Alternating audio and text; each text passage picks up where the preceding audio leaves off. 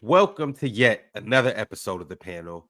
We had the NBA in-season tournament kick off yesterday, and the game of the night was the Warriors versus the Mavericks.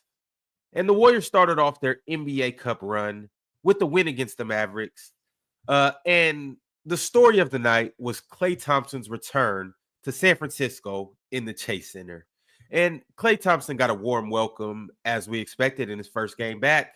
But things got real competitive and tricky as the game started right away. But Klay finished with 22 points. He was 6 of 12 from the three-point line. But his return was spoiled in large part due to Steph Curry's fourth quarter carry job. Now, Steph finished with 37 points, 5 threes, 9 assists, but 23 of those points came in the second half.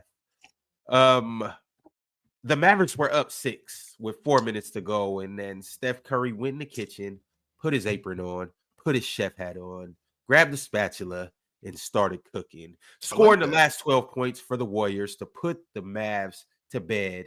Night, go to sleep. And that was that. I like that. I do like that. He rehearsed the script. That's crazy.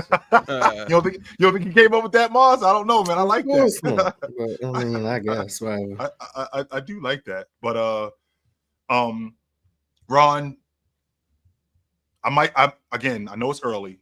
We're barely 3 weeks into the season, and a lot of things can change. And I had the Warriors missing the playoffs before the season started. I didn't think that they would be very good at all. I thought Draymond was over. I thought that this team was small. There was no indication from Wiggins, Melton, that these guys would be able to bounce back and be the defensive team that they are now. But I was wrong. I was 100% wrong about that. They are legit defensively. That's what I feel like their calling card is. Draymond looks like he's on, like when we talk about Wemby as the defensive player of the year, when I talk about Mobley as the defensive player of the year, Chet, Draymond needs to be in that conversation, and he needs to be in that conversation heavily off the strength of what he does as just the interior lineman, the signal caller for them. When you don't have a big that's as efficient as I think they'll struggle against teams like the Lakers because they got a big that's legit, Joker. But when you don't have anybody like that, Draymond is just he's so versatile as a defender, and he can roam and do a number of different things. Him closing out at the long ball line, blocking threes, and not just blocking threes, but just closing out at the long ball line, beating guys to spots, defending at the rim. I mean, that supercharges their defense, and they've always been, when they've been in elite defense, they've always been at the top of the league, always. And I watched them last night. That was a masterclass at the end of the game, Ron. The last 5 minutes of the game, after Klay hit that three, I think it was probably about around the 5-minute mark when Klay hit that three. They only had one more bucket after that. Shut the door on them. Completely shut the door on them. And that was largely due to Draymond. Largely due to Draymond. I love what they did defensively last night. When we speak on these players that have been around for a long time, we obviously speak on Steph, LeBron for sure, KD, Chris Paul, and the list goes on. We don't speak on Draymond's longevity, chill. No, I'm not going to lie. I am shocked, surprised, floored that Draymond still plays at this level at this age, and he's done it for this long. We don't talk about Draymond's longevity defensively. I'm surprised that he's still this good. I'm not surprised that he's still this good more than I'm surprised that he's still able to move how he does. Because I could still be a signal caller and not be as athletic as I used to be. I could still be a signal caller, and a lot of the stuff that I'm doing it primarily off just being smarter than you guys. That could work. But Draymond, he still has a step that's still there. And because he still has that, in addition to how smart he is, I mean, I think it's a recipe for success for what he's been doing. That late game block against what was that? Gafford on the baseline. Yep. Like just things like that. Like Draymond about to be 35 and he's 6'7", 6'8". Like I'm not expecting him to go up and block Daniel Gafford at the peak, at the apex of an alley-oop. I just wasn't expecting that. Me neither. Me neither. Again, Mars. Again, we're talking about a guy who, at the end again, not just him. We're talking about that defense when they clamped down and they just shut the door on Dallas. I felt like Luka ran out of gas last night. I thought, and that was largely due to Andrew Wiggins just continuously pushing him. I thought that they took advantage of the Golden State Warriors defense. I thought they took advantage of staying with their guys. They didn't do a lot of switching last night. They stayed with their guys. They fought around screens, and Dallas tried to get them in. They tried to mismatch hunt, but it didn't work nearly as much as they would have liked to. So their defense, I thought their defense was the difference last night in last night's game. Morris, how did you feel about Klay Thompson's return to your old stomping grounds? Oh, Klay was cool. Had a nice little fourth quarter. Would have liked to see him probably get the ball a little bit more, but what can you do? I think Draymond is a better defender than Anthony Edwards. I think that's been seen. Right now, considering Chet's injury, I think he'd be in the top 2 for Defensive Player of the Year right now. I think this is the best he's looked since that 2022 season, which is good to see. Andrew Wiggins defensively also looks like he's back to himself, which is nice, knowing everything he's gone through. So happy for him. Steph is annoying. I'll just say he's annoying. Is it because he won't go away, Mars? Is that what the problem is? Because he's still here? No, I mean, it's like he just be throwing stuff up, and it's like that shouldn't be going in, but then it'd be going in, and it's like, damn, but like, grow up. Like, I don't want to see that. But shout out to Steph. Mars, He was cool. We're talking about a guy who, I mean, this isn't a good shot for Dyson Daniels. This isn't a good shot for CJ McCollum. It's a good shot for Curry. And it's not like it's a good shot for Curry because just now he's been doing this for how long? This is him. This is who he is. That's what makes it annoying. It's like everything you think you know about basketball just goes out the window when it comes to Steph. Because it's like, who's meant to be shooting? And then he shoots, and it's like, that's probably the best shot you ever going to get. So it's like, I don't know, man. Whatever, man. But yeah, Golden State's defense is pretty good, especially when they turn it up like down the stretch of the game. Dallas is still, I think, a pretty good offensive team. Just in terms of they put the Warriors defense in situations that they probably weren't comfortable with, like when they're doubling Luka and he can make every skip pass imaginable, and it just makes them in rotation. Now they're able to get out of that because they're very mobile and small and agile, but it just puts more pressure on you. So shout out to Luka for being dangerous, I guess. But in the fourth quarter, I think you would have liked to see a bit more from Luka, or maybe a bit less, depending on like how you look at it. But Dallas gonna have to figure some things out in terms of crunch time offense. If Jordan was here, he'll be like, "See, I told you they're clutch time offense." But like, I'm not saying that the way they operate is wrong. I'm just saying they have to figure some things out. They're still gonna go through Luka and Kyrie, and I don't think that's gonna change. And they're not gonna ask Luka to start doing backdoor cuts. But they do have to figure some things out, and just in terms of how they execute and then what lineups they want out on the floor, and other certain things. Because down the stretch of the game, the Warriors were just getting Luka and Lively on the perimeter and just doing whatever they wanted. So they got to find ways to mitigate that. Found it ironic after everything Derek Lively said about Rudy Gobert a few months ago, and then Steph does him just like Luka did Rudy. The exact same thing. Found that very, very just ironic. But there's nothing you can do on the islands against Steph, especially when he has it going from 3. Yep. But you can still see the regression with Steph. Just he's not as quick as he used to be. The finishing seems to just go on worse year on year. So you can see. I mean, he could do this for another 5 more years, Mars. He could play like this for another 5 more. He could play like this for another 3 more years. He can do this. Yeah, Ron, stop, Ron. He's not. Yeah, but Ron gonna be like, I don't see no difference between this and 2016. No, here's what I'm saying. Here's what I'm saying. It's a difference. But what the hell that mean? No, he's still but he's still unstoppable. He's still great. Awesome, Ron. He still get to his spots. Okay, so Ron, you agree he's regressing? Yeah, but at what cost? That's all I said. That's all I That's said. the point, Ron. He's going the other way, which means that he's still gonna get his shots up. He's still gonna make them. He still gets to his spots. He'll still get to that mid range. Stop and get to his step back. You can't stop that. He's still got his floaters. Like That step back is ridiculous. By the way, it don't really matter. He's still running all around the creates court. too You much got to space chase with him. You still can't do nothing with him. Here's the thing, though, Ron. James Harden gets all that credit for that step back, but step back, like in terms of like raw just efficiency, I'm certain is more efficient than James Harden's step back. He just didn't go Step back so quick. And then you know he's you have flicking to up jump. there. So then you got the hezzy, and it's like, whatever, man. Just you got it. The problem, and I think where the divide is, Ron, is what Mars said in terms of his regression. Okay, Ron, he is going the other way.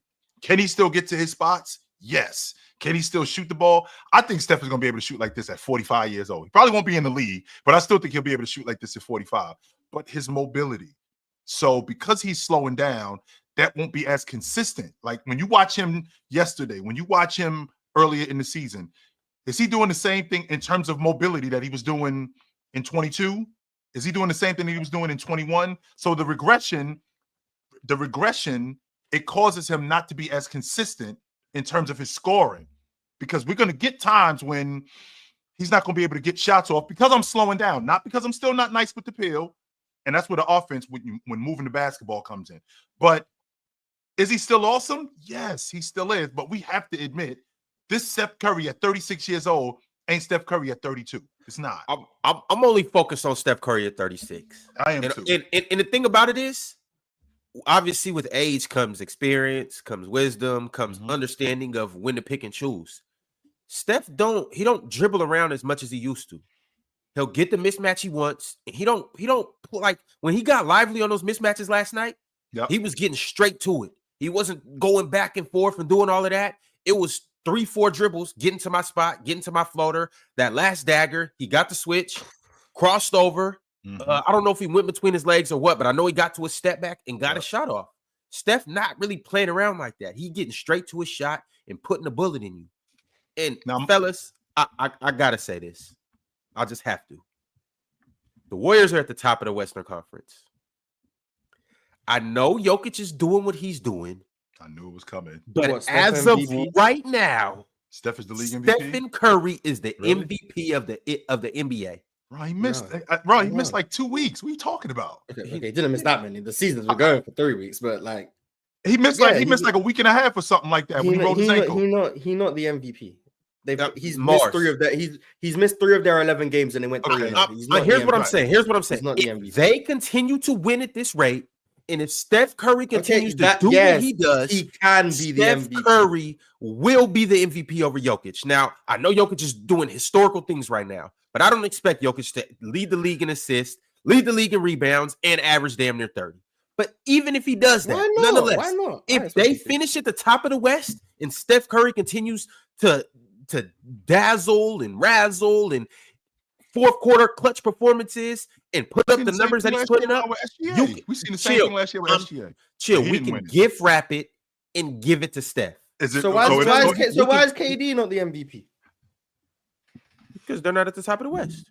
They got the same record. What you mean? Yeah, they were. Look, KD, I respect what you're doing. It's not what Steph's doing right now. It's not like a narrative. What do you mean it's not what Steph's doing? It's not like a narrative. It could be narrative. It could be that Steph's the golden child. It could be that what Steph's doing is just a little more spectacular. How's KD not doing what Steph's doing? Mars, it's different. It's different. Mars, it's aesthetically, it's just not the same. That's what Ron is saying. Steph's is just a little more louder. It just looks different. It just looks different. KD, they just hating on you, man. Whatever, man. It just looks different. Now we're talking about MVP for Steph, but not KD. All right, whatever, man. Cool. I guess. Yeah, well, hello, Ox. What's up, big fella? What's up, brother? I just want to say I don't stand with Ron on that statement. What, the MVP stuff? Yeah, I'm not aligned with Ron on that. I do think Steph is playing somewhat MVP level basketball. Yeah, but I don't think he's over. I don't think he's over Jokic or KD right now. I think it's crazy how like Ron. Were you saying this 2 days ago, Ron? Okay, so look, before yesterday, I'm glad the last 2 games. This is why they're over. This is why he's over KD, and this is why he's the front runner.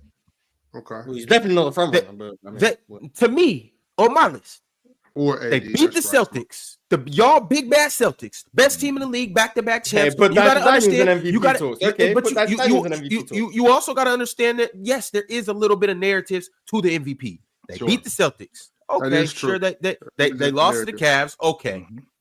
they He had came like back, 10 points beat in the OKC, Can we say the and same then thing about just Donovan? last night, Klay Thompson comes. Yes. And he puts on a hell of a performance on the biggest stage, first game of the NBA Cup. Like what he's been, like I said, what he's been doing is loud. The speakers are blaring. That wasn't the biggest stage, man. So KD just been quietly dominant, is what you're saying. Kind of, yeah. Yes, you could say that. He did crash Clay's party last night, and you could see from the beginning of the game that those were his intentions. He had no intention of letting Klay Thompson win that game last night, and he did have some None pretty whatsoever. good. He did have some pretty good defensive plays. There was a couple times he tipped the ball out of Luka's hands. I liked what I saw from Steph last night. He blocked Derek Lively. Oh yeah, he did. Yeah, he did. He came from like the side right there. Yeah. Derek Lively, but so I will say that in that particular block, Derek Lively didn't have this problem. But we were watching last night. Derek Lively has a problem bringing the ball down instead of keeping it up high. When Steph blocked him though, that wasn't the case. The ball was up here, and Steph just got a good jump and hit him weak side. But Derek Lively needs to work on that. I think he's still getting back from getting back in the shape and stuff. He got gassed there a little bit too. Steph not the MVP though, but I feel like I don't want to use this time to just poo-poo on what Steph's doing. So I'm gonna say shout out to Steph having a great game against the OKC as well. Great game against Boston. Like three of the biggest teams in the NBA, and he's had great games. And then Cleveland will just ignore that game because Cleveland were on a heater in the first half. So we'll just say that game didn't happen. But like, no, not the MVP. I'm just not gonna go that far. But he has been great, and it's nice seeing like the old guards still hooping at a high level. Bronze had, I think, back-to-back triple doubles. KD doing what he was doing before he went down. Steph doing what he's done the last 3 or so games. I think that's really cool that they're still all like top 10-ish players in the NBA. I think that's great. Mars, you said that you said that Dallas they have to figure out in their late game offense. I mean, would that be attributed to what happened last night with Golden State's defense? I mean, it was just Dallas's offense bad. It was largely due to how good Golden State's defense was. I mean, I felt like they did a good job boxing up Irv. I thought they did a really good job in boxing up Irv. And I thought they wore down Luka, which would explain why he was out of gas when we got into the meat and potatoes of the game. He was completely out of gas. I think it was other ways, too. You think they wore down Irv? No. I think they were boxing up Luka because he was out of gas. I think he was just exhausted. And Luka still played really good. I don't want to say no, he did. He didn't play good. He did, which is frustrating too. In the tank. Nothing in the tank, Chill. Which is frustrating too, Ox, because we saw him compete for a couple of plays on defense. Yes, we did see that. We saw Luka compete for a couple of plays on defense. He did have 3 steals, poking the ball away, right?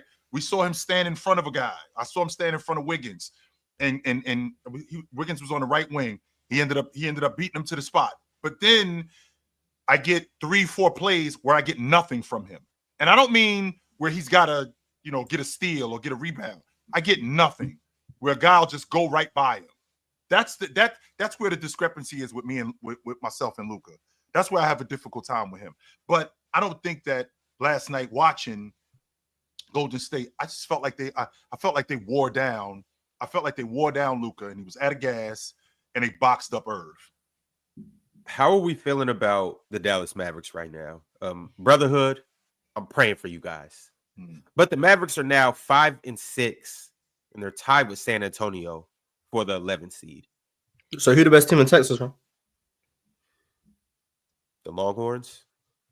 Nope. Let's try it again, Ron. Come on, man. They're in Houston. Ime Udoka. Baylor's in Waco, Chill.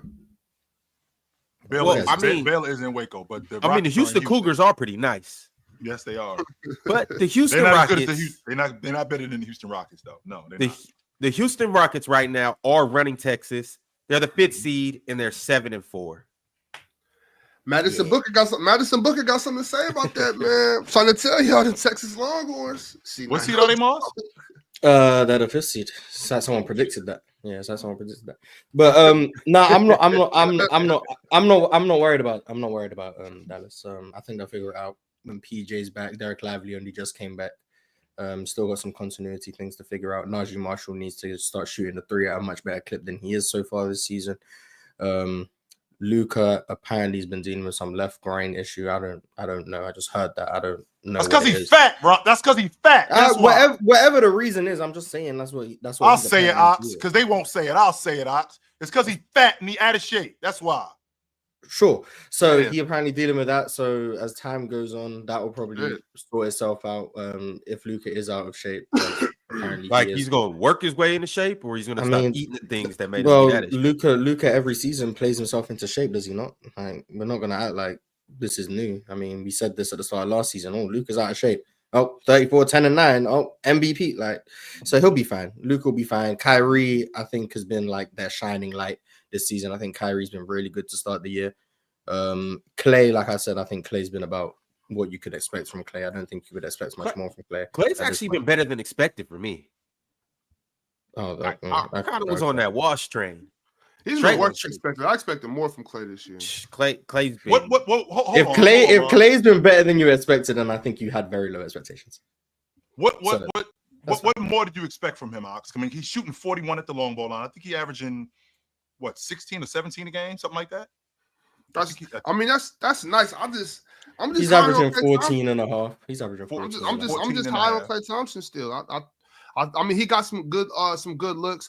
I just think as Luka continues to get in better shape, I think Klay's gonna look better too. I think it's because Klay's always been that type of player, and it's not a knock. I always see that in the chat. Actually, I just saw somebody in the chat say something about Anthony Davis and self-creation. It's always he can't self-create. I hate that shit. Like, and it's just not. It's just I hate it. But Klay Thompson's always been that type of player. I think the more lethal Luka gets, which he's lethal all the time, but it's like Mars said, he's gonna get back into good shape.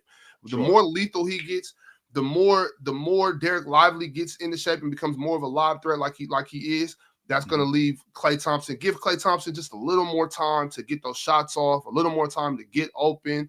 I liked him getting to the rack last night. I think Klay Thompson is still very good, very, very good. Ox, what does that mean? From him. Ox, what does that mean when I hear people saying Klay Thompson, he doesn't self-create? What exactly does that mean that he doesn't self-create? They mean he doesn't play like Kyrie Irving. I don't know. So he ain't throwing the ball between his legs 6-7 times. He's not throwing the ball behind his back. That's you're not giving him the ball to go get a bucket. That's what it means. That's the only form of self-creation. Even though if it's just ISO basketball, okay, yeah, that's fair. That's fair. I see. So I understand what they mean. It's just they just throw that word around so much. It's basketball. So if we're not predicated on just ISO basketball, if we're moving the ball, cutting, and you swing the ball to Klay on a reversal, somebody closes out, he pump fakes them or jabs, takes a one count, shoot the ball. That's great basketball. I don't need him to be Kyrie Irving. You know what I mean? So that's fine. That's Klay Thompson's game, and he's very good at it. Especially the way these dudes close out in the NBA now. Like, not close out. They just fly out and fly by, jump all over. It's not even a closeout. The more and more they do that, that's great for Klay Thompson. I just think I've been the highest on Klay Thompson here for a little while. I think I'll remain to be. I expect Klay Thompson to have a really good season, especially because, hey, Mars, who's better to catch grenades than Klay Thompson, right? You know, I mean, yeah. Okay. So I'm with that. I like Dallas, man. I really do. I think Dallas is going to be fine. And once Derek Lively gets all the way together, I think that team's going to be good. And I saw from Najee last night too. I'm just actively praying on that. I need some Western Conference teams to be bad. So we've already got New Orleans handled. They stink. So that's cool. Right. I need other teams to be bad. It's not the Warriors, so that's disappointing. So I need the Kings, I need the Mavs, I need the Lakers, I need them to be bad. I need to get into the playoffs. So I'm actively rooting for any team that's in that realm with my team. So Memphis, praying on your downfall. The Lakers, praying on your downfall. Harden FC, we still rooting for you, kind of. That's right. PJ. Everyone else. PJ who? Oh, PJ Washington. Yeah. When he come back, they're gonna be well. I didn't even notice that last night. I didn't even think of PJ Washington one time last night. That's right. That's because you like Najee Marshall. Nice. I don't like him more than PJ. I do have to walk back what I said about you and I had this conversation, Ox, earlier in the season when Steve Kerr said this might be the deepest team that he's ever had, and I thought that he was ridiculous when he said that. But then I'm looking at his roster and I'm looking at the production that he got from his bench. I mean, they doubled Dallas's production last night. He got 42 points from his bench last night. Chill, I tried to tell you. He got 42 points from his bench last night. They had Sean Livingston and them dudes coming off the bench before. This is nothing like that. Well, him saying that. Barbosa, Sean Livingston. Y'all know how that be. Every time you get with a chick, you be like, oh, man, she's the best girl I ever had. She treats me the best I've ever been treated. Y'all know how that go. Why you be lying to these girls? You're not about to lie to his team and be like, oh, this is the third deepest team I ever. Nah, he praising his team. He's hyping up his boys, as he should. But this team is, regardless of the comparison, sure, this is legitimately a crazy deep team. It is that part. And like the thing about it is, dudes like B Pods ain't even really started going yet. Kyle Anderson wasn't even there last night. You say that to like B Pods is gonna start going. Like, what do you expect from B Pods? Hey, that's the guy who they didn't want to trade for Larry Martin. You best believe that's their centerpiece. What we talking about? Hold up the trade. There's no way that That's right. That's right. Kyle Anderson didn't play last night too. But I mean, I'm not. I'm saying like these are all guys that can play ball. Like I believe they can play ball for sure. But the bench isn't as so. Yeah, okay. Maybe they can play 14 players. Like, but this front 8, front 9 isn't as good as those front 8, front 9s we've seen before. So maybe it's so. Just outweighs but then they go an extra 6, and it's like maybe like Kevon Looney coming off the bench and giving you like 25 offensive rebounds. Like they ain't have that before. They ain't never had that. No, like, that's crazy. And I don't think that this bench is as good as what they had in 16 or when they were in the NBA championship, but it's better than what I thought it was. That's what it is. Like when I heard Steve Kerr say this is the deepest team that I have, I'm immediately thinking when they won a championship in 15, when they was in the championship in 16, Barbosa and Iguodala and the big kid that played, Ron, you love him. The big kid that used to play in Indiana, played in New Orleans, David West. Oh, David West. Yeah, like dudes like that. I'm thinking to myself, nah, they weren't that deep. But looking at this rotation with Melton, right, with Buddy Hield, they got a damn good bench. Yes, they do, and they get production from that bench too. Yep, he's stepping in, starting. Melton's very slept on in terms of what he does, but he's been shooting the ball at a good clip. He's gonna play defense. He's gonna hustle. He's gonna do the dirty work things. He's underrated as just in transition and getting to the hoop and stuff. Just as like a secondary playmaker and stuff like that.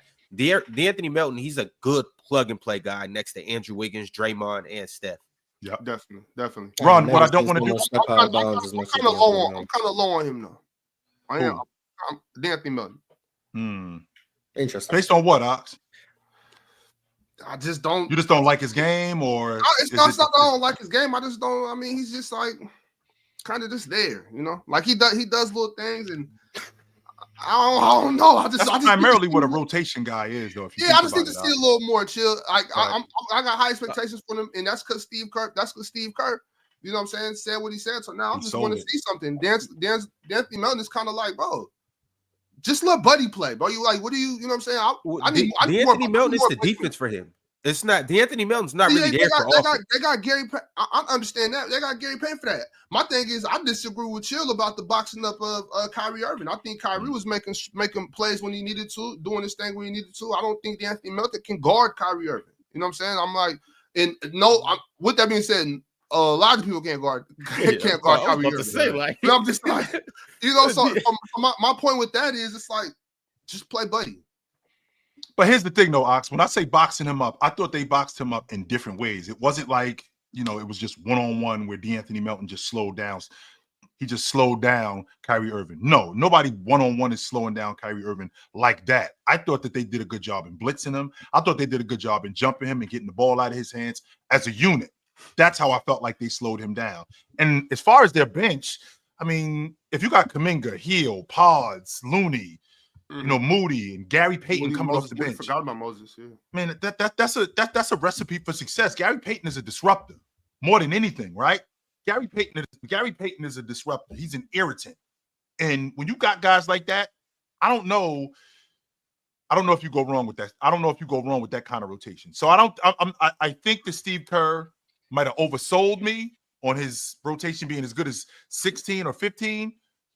But then I kind of looked down on what their rotation was when in reality their rotation is a lot better than what I gave them credit for. A lot. Yeah, but it's like you got Moses, D'Anthony, and Gary Payton. Yep. These dudes, they're water. You know what I mean? They're water. Like now, wait a minute though, Ox. Now, I can appreciate your logic with them being water. It depends on what kind of water they are and where this water is. That's what I'm saying. These guys. Well, you always need water. I don't know. But not only that, Moss. It's not coconut water. You know what I'm saying? That's what I was about to say. There's no electrolytes in this. It's just that's not keeping true. You alive. It's keeping you alive. It's not. You know what I'm saying? Like I don't know. I need some more sustenance than this. You know what I'm saying? Staying alive is half the battle. I'm not gonna lie. That's number one, and number two. Can I get better? Can I get some coconut water in here? You know what I mean? But think about this. So what's Steph Curry? Coconut water. What's Steph? What's Draymond? What is? Steph is Pedialyte. That's the minerals. Steph is an electrolyte. Steph, whatever the doctors got the IV that they put into you, that is Steph. Yes. See? But so Ox, what I was saying to you, Ox, was considering what Golden State is as a unit. That's defensively what they are. So guys like Kuminga, guys like Gary Payton, guys like Moody, that's glacier water. That's the stuff in Alaska. That's the kind of water they are for this unit. Like they ain't project water. They're not faucet water. No. They're that water from with the gray shit floating around in it. No, they ain't that water. No, they the water when you on that cruise ship in Alaska and you see the glaciers. They're that water for this unit. 100%. Moody and Gary Payton. Yes, Moody and Gary Payton for this unit for what they do defensively. Hell yes. This analogy. What I'm saying is, I guarantee y'all. I guarantee. Mm-hmm. Moses Moody, D'Anthony Melton, Gary Payton the third or the second. What is it? The second, junior, whatever. The second. The second, whatever he is. Gary Payton, no disrespect. I mean no disrespect. But those three guys, we could even throw Kyle Anderson in there. Hold on, wait. Keep slow-mo out of this. All right, you're right. I'll keep him out of this. But them three, for sure, like when we get to game 50, 60, it's not gonna be all this. It's not. You think they get played out of the rotation? They might have to get played out of the rotation. They're just not gonna provide what we need them to provide. Like Gary Payton is a great defender. I like his defense. I like his disruptiveness, but they got to bring a little more to the table. I don't think specifically. I want to talk about Anthony Melton. I don't think he's as good as y'all think. We seen him do this for the Sixers though. D'Anthony was good for the Sixers. He did the same thing. Knock down open shots. Like I don't know. D'Anthony Melton is not a 20-point per game scorer. He's a high energy defender. He will knock down shots, and he will get some buckets. Who say anything about scoring the basketball? Okay, then you talking about what I'm talking about, and he does that at a very good level. I trust D'Anthony Melton to do that because I've seen him do that. He's not disruptive enough, locking down anybody that's gonna make a difference on the other side of the basketball. I've seen him do that. Hey, he played great defense. I'm talking about right now. I don't see this season. I'm trying to tell you, D'Anthony Melton is not providing the level of defense that they need him to provide to play these type of minutes. At this point, for me, it's like just play Buddy. Just play Buddy. What's wrong with Buddy coming off the bench? Nothing at all. Oh, okay. I'm just making sure you're being consistent. Because you know, Buddy Hield finished the game. He finished the game. He don't got to start, but he finished the game. Don't say it's sarcastic to me because that's how I feel about basketball. You keep that. Okay, so I'm saying, what's wrong with D'Anthony Melton starting as a defender next to Steph Curry? Good, bro. All right. I know you're gonna turn this into D'Anthony Melton.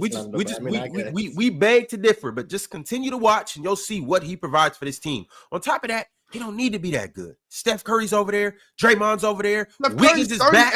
Like I said, and he getting better. See, he 38 and he not falling off. All right, he played 12 games. 38 and he not falling off. We've played 12 games so far. I'm saying, like, yeah, he fresh. These dudes are fresh. When we get to January, I'm not talking about this little 10 game, this and that. I don't care about that. I'm talking about the whole season. The season matters. The whole season matters. All the regular season, all the playoffs. There's gonna be a fall off. And I don't mean no disrespect to Steph Curry, because if you got Steph Curry on your team, you always got action. But there's just not enough over there, bro. I don't see the Warriors being at the top of the West this whole time. Now that doesn't mean they're going to the bottom of the West, but I just don't. It's a long season, bro. It's a long season. And if we got to ride 38-year-old Steph Curry, bro, for 82 games. They're not just riding Steph Curry, though. They're riding their defense. They're riding. And you were talking about DeAnthony Melton not being good enough on defense. It's not about DeAnthony Melton. Andrew, Draymond Green. Yeah. Trey Davis playing solid defense. Even Steph was playing D last night. Yes, he was. Steph was playing D last night. I was loving that defense I was seeing from the Warriors, smothering defense. I loved it, right? I did. I'm not hating on the Warriors. I'm just talking about what I'm seeing. I think this team is a lot better than I thought they was going to be. I'll give you that. Me too. I will give you that. But to Ox's point, I mean, we're in the moment right now. We're in the moment right now. Let's have this discussion again about the Warriors on January the 18th. When the dog. I don't need to have no discussion about Steph Curry, Draymond Green, Steve Kerr, and what they got over there. I didn't seen this story before. It's just a sequel. But y'all so quick to forget. I didn't see who Steph Curry is. I know a killer when I see one. Okay, Ron. So remember that. Remember you saying that, Ron. When we get to January, and it's gonna happen because it happens every year. When we get to January, and Steph Curry is 25% on the long ball, and now the Warriors have lost 4 of their last 5 games. I want to have the same conversation. I could do the same thing. Then I'm gonna have the same conversation with you in March. We having this conversation right now. We're doing it right now. We're doing it right now. That conversation that you talk about in March or in April. We're doing it right now. We have yet to get to January. And we got to see what's going to happen once they have that slump. Is this defense going to continue to be what it is? Are these guys going to hold up physically? Are they going to be able to stay healthy? Because that's going to be key. If Draymond can stay healthy, if Wiggins can stay healthy, if Curry can stay healthy. We already saw Curry roll his ankle and he was out of the lineup. What did I say? 2 weeks? It was like a week or so that he was out of the lineup. If he can stay healthy, we've seen that. I don't want to jump the gun on this team and go, yo, they're the favorites to win the NBA championship. Ron, chill out. They're awesome right now. I'm not arguing that. And right now, they're a lot favorites to win the championship. You said that. You just told me, Ron, that they're at the top of the league. And if he keep this up, Steph Curry is the league MVP. You said that. Let's chill out. I said MVP or I said championship. What's the difference? What do you mean? What's the difference? All right, look, I'm gonna say this. This is all I'm gonna say. Especially with you. I do think as of right now, they are the favorites in the West. Here we go. See? Now, favorites to win the championship? I'm talking about. I don't know. Yo, that's not ridiculous to say. After seeing what I'm seeing, 3 weeks. The Suns don't want this. The Mavericks don't want this. We don't know what that boy hip looking like. I don't know if OKC want this. Hey, and even fully healthy, I still don't know if OKC wants this. Hey, y'all bigging up the West and all of this. Look, I'm not sold on just about anybody from the West. We seen who just came out of the West last night get their asses clapped. I'm still not sold on the Wolves. I'm not sold on nobody from the West. If y'all sit here and look at me and say, hey, we got a bunch of teams from the West that we could just double down and put money on to win the championship, then y'all are dreaming. If y'all think that I'm dreaming about the Warriors, State in the hat is what you're saying. Throw Golden State in the hat is what you're saying. Of all the teams that we talk about, throw Golden State. I just don't understand how we're counting out proven champions, proven winners. And I'm telling y'all, the dynasty is not over. We trying to close the. You talking about Steph and Draymond and Steve Kerr and Wiggins and Wiggins and Gary Payton II. Yo, and Jonathan Kuminga. Y'all better stop playing with some champions. Yeah. Y'all better stop playing with champions. That's all I'm gonna say. Hey, bro, all I'm saying is some teams start slow, some teams start hot, and some teams are just dope all the time.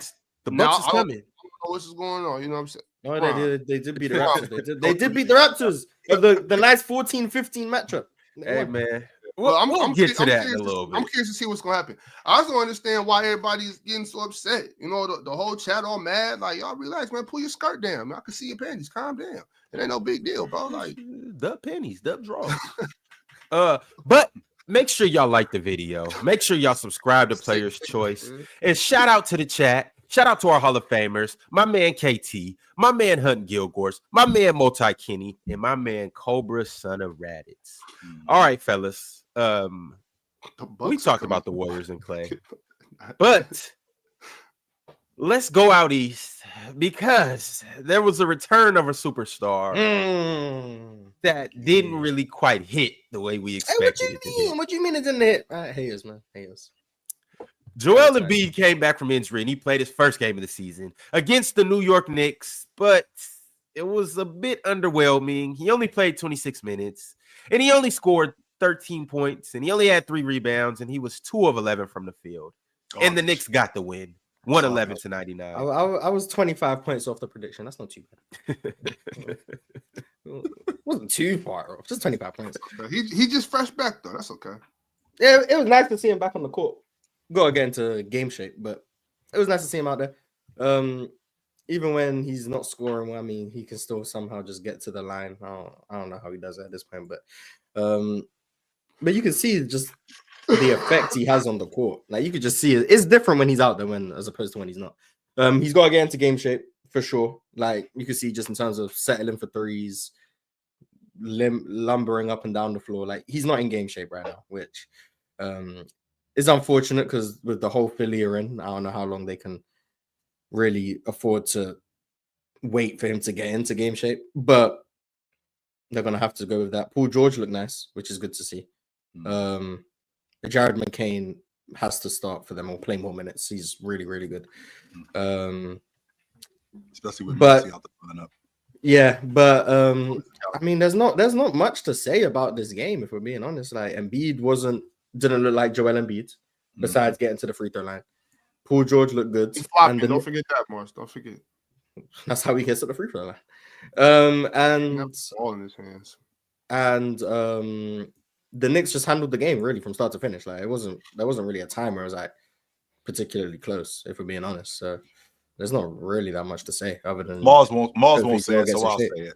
Mars won't say it, so I'll say it. I appreciate the fact that Cat went after Embiid right from the beginning. He went after him. Oh, yeah. Cat did too. 100%. He went after him and continued to go after him. 100%. Now, I don't want to sound like the old guy of the group, even though I am the old guy of the group. But with that being said, what happened to big guys rim running, creating open shots and creating looks at the rim, as opposed to getting out on the break and everybody runs to the long ball line? When you run to the rim as a big guy, what you do is the defense collapses, which now leaves wide open looks at the long ball line, as opposed to when you're in transition and you run to the long ball line, that's easy to guard. It's not nearly as easy to guard when the big man is just running to the rim and he gets easy looks. Now we all have to collapse and not give that up. Joel Embiid, that's not difficult to guard when you're running right to the break. When Paul George is running right to the break and nobody's running to the rim, it's almost like the rim is radioactive. They didn't get nearly as many easy looks at the rim last night as I thought they should have gotten. The paint was wide open, especially in transition. I thought they could have done a better job. Joel Embiid in particular, I thought he could have done a better job in rim running. Yeah, sure, he's still out of shape and he's still getting himself in game shape. But with that being said, it's a double-edged sword because if he got busy last night, I would have heard Joel Embiid is back. If I would have seen 29, 13, and 3 blocks, Joel Embiid is back. But he was awful last night, so yeah, he's still trying to get himself in shape. Well, how do you get yourself in shape? Run. How do you get back in rhythm? Get easy shots. You know what's not an easy shot? Stopping at the break in transition. You know what's a good shot for the big fella? Running to the rim. Getting something easy to get yourself in rhythm. And I thought that they did a terrible job at that last night. I mean, it's harder to rim run when you're not in shape. So it takes him 8 seconds to get into the front court. Like, I'm going to be honest, like, by the time he gets into the front court, transition's over. Like, he's not getting up the court. So, you know what that sounds to me like, Mars? You know what that sounds to me like, Mars? Run,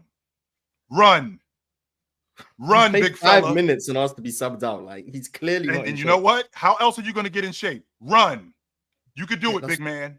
You got. We've already been on the treadmill. We've already been in massages. We've already done all of that stuff. Now the lights are on. Run, big fella. This is the only way you're going to get in shape. This is the only way you're going to get in game shape. He runs from the paint to the 3-point line. That's what and that's not going to get it done. That's not going to. And then in about 3-4 weeks when he's in shape, I look like I got it done. Like he's gonna get into shape. He's just not in shape right now. The same way Luka's not in shape right now. Neither one of them played in preseason. Joel Embiid hasn't played the first 10 games of the season. He's been pretty much just rehabbing and recovering and then trying to play into enough shape to get on the floor. Like anyone who's played any sport, like you can do all the conditioning you want. You get into a game, it's a different environment. He has to get into game shape by playing games. He wasn't in game shape from day one. Like, now was I hoping for a masterclass? Absolutely, I wanted to see a 100% masterclass. you were. But was it also unrealistic that we was going to get a masterclass? Absolutely, it was unrealistic. Not to you, guess Mars. what? You were No, sold. but guess what? Guess what? The next game Joel Embiid plays, 40. I'm gonna keep saying it till he has 40. Like, I don't know what to tell you. But it's pretty obvious he's not in game shape. He's gonna get into game shape. He has to play his way into that shape. Sure. Like, that's just how it works. Now, unfortunately, this is a back-to-back for Philly. So we know Joel Embiid's not playing tonight. We know that. So we'll see him when we see him. Wait a minute, though. He said he would like to play in the back-to-back, and he also acknowledged, he said, I am a troll. He said that. He acknowledged that he's not playing in the first back-to-back of the season. Like, that's not happening. If he plays in a back-to-back, it will be in like March. Like, he's not playing in a back-to-back when he wasn't even in shape to play this one. He's not going to play a back-to-back. But yeah, Embiid will get into shape sooner rather than later. It's just whether or not Philly can afford to keep losing while he does that, because they're. But we've seen this though. 2-9. I'm pretty sure. Did we not see? And I mentioned this to Ox yesterday. We saw the Lakers 2 years ago. They started the season 2-10. They made the Western Conference Finals that year. I mean, yeah, they made some trades and they were able to figure it out as a defense. But I mean, starting the season like this isn't a death sentence, because we have seen a team do it recently. We've seen a team turn it around. Joel Embiid has to get in better shape. Joel Embiid has to rim run more. Joel Embiid has to be stronger. Joel Embiid's got to shoot the basketball better. Everything that this Philly team is doing is predicated on Joel Embiid being and staying healthy. That's predicated on Joel Embiid. And how do we do that? Joel Embiid's got to get himself in better shape. He has to. And the only way that happens is he's going to have to play. So to your point, when you talk about he's not playing in the first back-to-back of the season, he should be playing tonight. 100% he should be playing tonight. Sure, well, regardless. I haven't been concerned about the Sixers, and I'm not concerned about the Bucks at all either. Like, okay, they lost. Not at all, man. No, they lost 8. I'm gonna tell you why. You lost 8 early games. Cool. It's a long ass season. Literally, all they have to do. He's not right. He's not right. They can still break the Warriors record. It's still possible. All they have to do is, Philadelphia was the 7th seed last year. All they got to do is in the 10th seed was 36 and 46. Y'all talked about how bad the East is. All they got to do is limp to the playoffs. I still got the Sixers over every team in the East except for a few. Yeah, Detroit hooping, man. But I mean, I guess I'm saying like chill. Obviously, you don't want to stumble through the season. You want to play at your best. You want to go on winning streaks. You don't want to lose games. Mm-hmm. But the Sixers are going to be all right. You guys literally just talked about how trash the East is right yesterday. Mm-hmm. They're going to start picking on these lesser teams. They're going to start building up some camaraderie. Tyrese Maxey's going to get healthy. Joel Embiid's going to get in better shape. Paul George had a good game last night. Mm-hmm. They're going to be all right. Ron, these are lesser teams. You're talking about getting beaten up on lesser teams. How they're winning the lesser teams. But Embiid wasn't there. Come on. Okay. That's fair. They'll be all right. They just Embiid's got to get into shape as soon as possible. Maxey's got to come back. And what type of timeline are you looking at, Morris? How long do you expect for him to be in shape? It depends how long. It depends. So let me look at that schedule.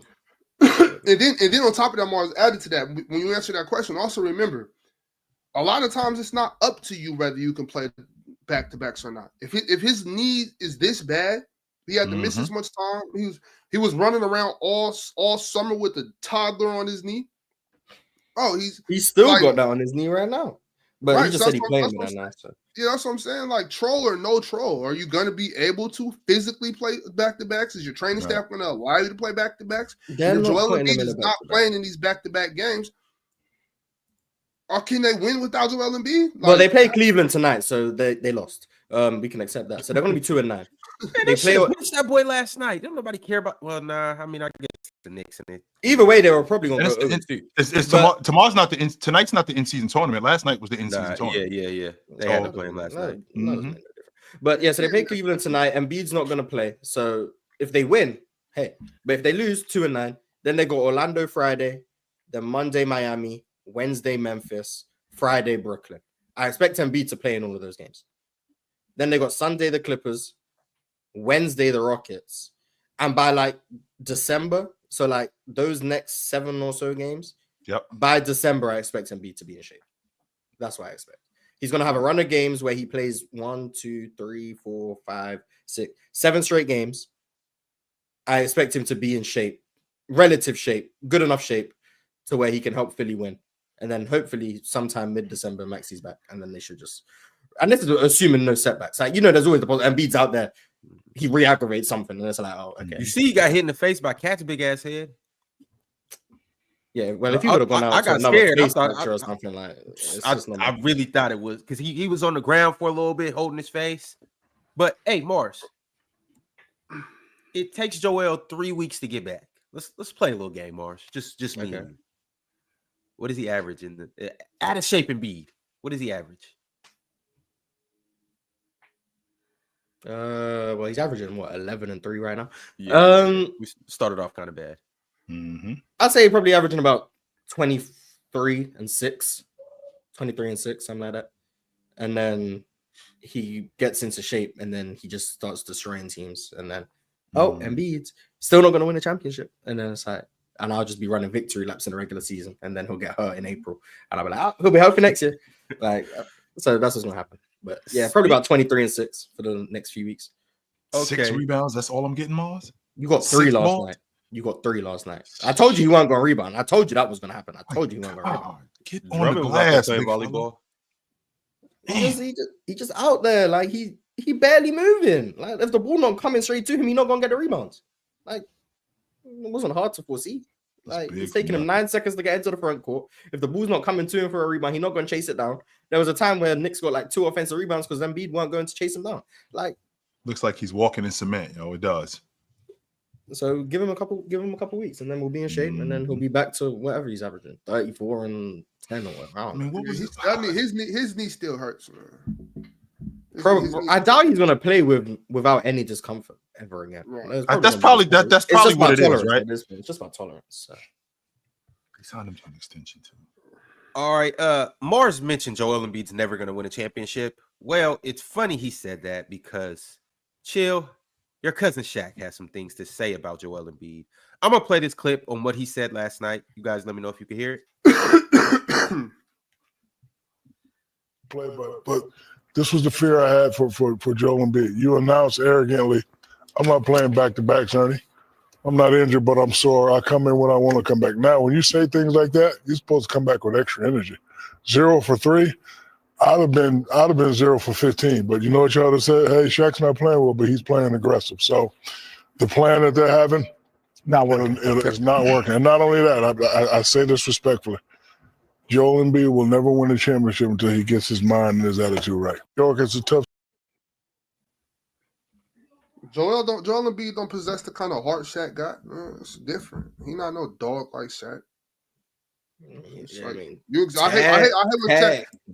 when Shaq tries to compare these dudes to him. Like Shaq, stop doing that, bro. These dudes are not you. But that's what's going to happen, Ox. That's exactly what's going to happen. That's not fair. You can't compare. It's 100% not fair. Hell no. But that's what I'm going to have to listen to if I get a 45 or 50 game season from Joel Embiid, and he has a really good playoff run, and they go and win the NBA championship. Yo, he better than Shaq. He's as good as Shaq. When in reality, I'm telling you, that's what the logic is going to be. The fact that he led the league in scoring for 3 years, and it'll be my logic. See what I'm talking about? This is exactly what I mean. Mars is a troll. No, but even with Mars being a troll, Mars believes that. Even with Mars being a troll, I believe the part where Shaq said he's got to get his attitude right. That's right, because if you consider what Philly does, Philly goes as he goes. Philly, he is the heart and soul of Philadelphia, of that basketball team. And they're going to go as he goes. They run everything through him, both offensively and defensively. Mars is telling me that he's got to get himself in better shape. Once he gets himself in better shape, he's going to be their best rebounder. He's going to be their most important interior defender. He's going to be their best scorer. Everything that they do is going to be predicated on him. As good as Paul George is, as good as Maxey is, we are looking at Joel Embiid as our guy. And if we're looking at Joel Embiid as our guy, Joel Embiid has to step on the floor every night like, I am that dude. We are going to win off the strength of me. These guys are playing off of me, but we are going to win off the strength of me. And if that attitude of, well, I'll play when I feel like it, we're going to play when we feel like it because this is our leader. This is the guy on the crew. And if that's how y'all feel about it, we're never going to win. I dare Jeff Dalton to be like, I don't feel like playing tonight. I dare him. Like, you're not going to get away with that. Like, the Philadelphia have already come to this agreement. It's not like Joel Embiid randomly said, yeah, I'm not playing back-to-backs. Him and Philly said, we want to win. We need you healthy. Ergo, back-to-back's not a good idea. Therefore, his teammates are aware of what is happening. Everyone in the organization is aware of what is happening. It's not like Embiid just went to the organization like, nah, I ain't even trying to play for him. Like, of course not. That's not what happens. So, like, it's not an Embiid attitude thing that was like, oh, yeah, he don't want to play. So Philly just bowing their head to Embiid. No, everyone said the goal here is to get to June and May and June healthy. We have not been able to do that. How can we best do that? So Embiid, Daryl Morey, the coaching staff, the physios, whoever, have probably all come to a conclusion that it's like the benefit, the risk, the cost-benefit analysis, or whatever they call it in business, I don't know. Sure. Of Joel Embiid playing back-to-backs probably isn't worth it. So we aren't going to play him. Embiid, you're not going to play. We don't think you should play. So therefore, you're not going to play. It's not like Embiid just went in there like, hey, I know you guys gave me an extension for $50 million a year, but I'm going to tell you now, I ain't playing no back-to-backs this year. Like, of course that's not what happens. So, like, acting as if that is what happens, I think is just whatever. And the idea that, like, when Embiid's He did have out to there, agree to it, though, Mars. of course he had to agree to it because he also wants to get to June and he knows his body and he knows he hasn't been able to get there. So if they think this is the best course of action, yes, I'm going to agree with him. I want to get there. But with him agreeing to that, when we get to April, when we get to May, when we get to June, when the basketball gets even more intense and you're playing playoff games every other night as opposed to every night, I already respect the fact that you're not going to play back-to-backs. But the basketball gets more intense. It gets serious, not just serious, but it gets more physical. We know that you're going to come into the playoffs banged up anyway because everybody comes into the playoffs banged up. But the fact that now your body has not gotten acclimated to playing that much, you're not going to play in back-to-backs. You're going to play you're going to play like not every other night, but there's going to be some space in it. But when we get to June, when we get to the playoffs, and now we're playing every other night, are you going to be physically able to do that? You haven't been able to do that throughout the course of this year, and now the basketball has gotten even more serious. Are you physically going to be able to do that? You weren't able to do it throughout the course of the regular season, and that's where the problem is. Because, again, the attitude of we're going to win is going to be off the strength of you. And if you're not physically able to do that, when we get to the playoffs, when it's even more serious, how can we count on you? Well, it's not about, like, there's a chance it doesn't work. If we're being honest, it's more likely than not it's not going to work. Sure. But they've tried the regular way. They've tried just play Joel Embiid when he's available, don't play him when he's not, and hope he's healthy in the playoffs, and it's never worked. So they've tried something new. Is it going to work?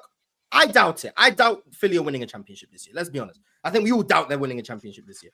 But they are trying something new. The plan, whether or not the plan works, everyone's planned stuff and it doesn't go to plan. But the plan is get Joel Embiid in the regular season, manage him, no back-to-backs, keep the minutes reasonable, get him into shape so that right when he's entering the playoffs, he's in as good a shape as he can be because he's used the regular season to ramp up into that shape. Sure. That's the plan. Is the plan going to work? Probably not, because there's probably going to be some point during the season where Embiid's going to have a setback and he's going to have to miss 5-6 games. And then you're going to have to start the ramp-up process again.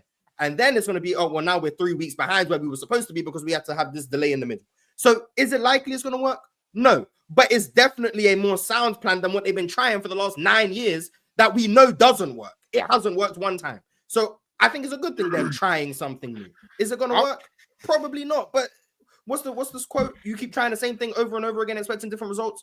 What? That's the definition of a makes you insane. So they tried something new. Like, is it going to work? I don't know, but like, why would they keep trying the same thing that clearly doesn't work? I want to clear this up though. I think Joel Embiid wants to play basketball. I don't want to seem like we're pushing the narrative that he just is sitting out because he doesn't want to play. I think Joel Embiid certainly wants to play basketball. I mean, he proved that this summer by going to the Olympics, which I think was a bad idea. I mean, he wants to be out there. I think he wants to win. I think he wants to compete. I don't think that at any case is it that Joel Embiid is just like, well, I'm just going to take this money and just sit down and watch. No, I think he wants to be out there. I think his knee is ground beef. I just think it's just I think it's a tore up knee. I don't think there's too much more you can do about it. Like I said, Ron, 2-3 years ago, they should have traded his ass. Like now it's just they're gonna just put money into him. They're not gonna win. They went and got Paul George, who's damn near got the same thing going on with him too. Like I don't see any bright light in the future of the Philadelphia 76ers. I think they're just injury prone. Joel, that's just who he is, man. He's a hurt basketball player who loves the game and wants to be out there, but you can't make your body do what your body can't do. And it's unfortunate to see. I hate to see it. It's sad. I want everybody to be healthy, but the process has been over for a little while now. Yeah, the process has been over. Ron says it's not over till Embiid leaves. It's been over, but I mean, I understand the Embiid hate. I'm gonna be honest. I understand it. You don't like how he plays, the foul baiting, the antics, the trolling. He hasn't got to the conference final. That he cried for an MVP. Cool. You don't like Embiid. That's fine. And people don't like people. That's whatever. Don't forget he cried when Kawhi walked him down too. Yeah. So you don't like Embiid, whatever. But then using that to then say the guy doesn't want to play basketball when this man has played through more postseason injuries than damn near anyone in the same time frame is ridiculous. Every time he's been in the playoffs, he's been hurt and has played every single time. Every single time. Like, I'm not making that up. This man played with a broken face, played the whole postseason. Played with knee tendonitis, illness in 2019, played the whole postseason. Sure. 2020, he was healthy. It was only a 4 games. He played. 2021, he had a torn meniscus and played the whole postseason. 2022, he tore his thumb. He had a fractured face, missed like 2 games in the postseason. 2023, he had the knee sprain, missed like 2 games and came back way before he should have. And all I remember from that postseason is people clowning him for Game 7 when he was playing on an injury that most people just sit out for. If we're going to question Embiid, question a lot of things about Embiid. Questioning if he wants to play basketball is ridiculous because that man has done nothing but play basketball when most people wouldn't play basketball. Like, does he play to his best of his ability? No. Anyone could say he's not playing at his best in the playoffs. He never really has. But he's playing. You can't say the guy doesn't want to play. This man has played through things that most of you guys wouldn't even go into work for. And he's playing high-level NBA basketball for it. And you guys are clowning him. If you had a broken face, you're calling off sick. But he's out there playing against the best athletes in the world. Like, be serious. Like, I'm saying many things about Embiid. No, he doesn't want to play basketball. That's ridiculous. And I did have, and to be fair, I mean, if we're being transparent with this, to be fair, I mean, when they said that, I think there was something to the effect of, you know, what he's done for the city. I've done too much for the city. I mean, as a basketball player, if you think about it, over the last 10 years, how many league MVPs have we had? How many different league MVPs have we had over the last 10 years? So since 2014, KD, Curry, Russ, Harden, Giannis. Sure, that don't do nothing for the city.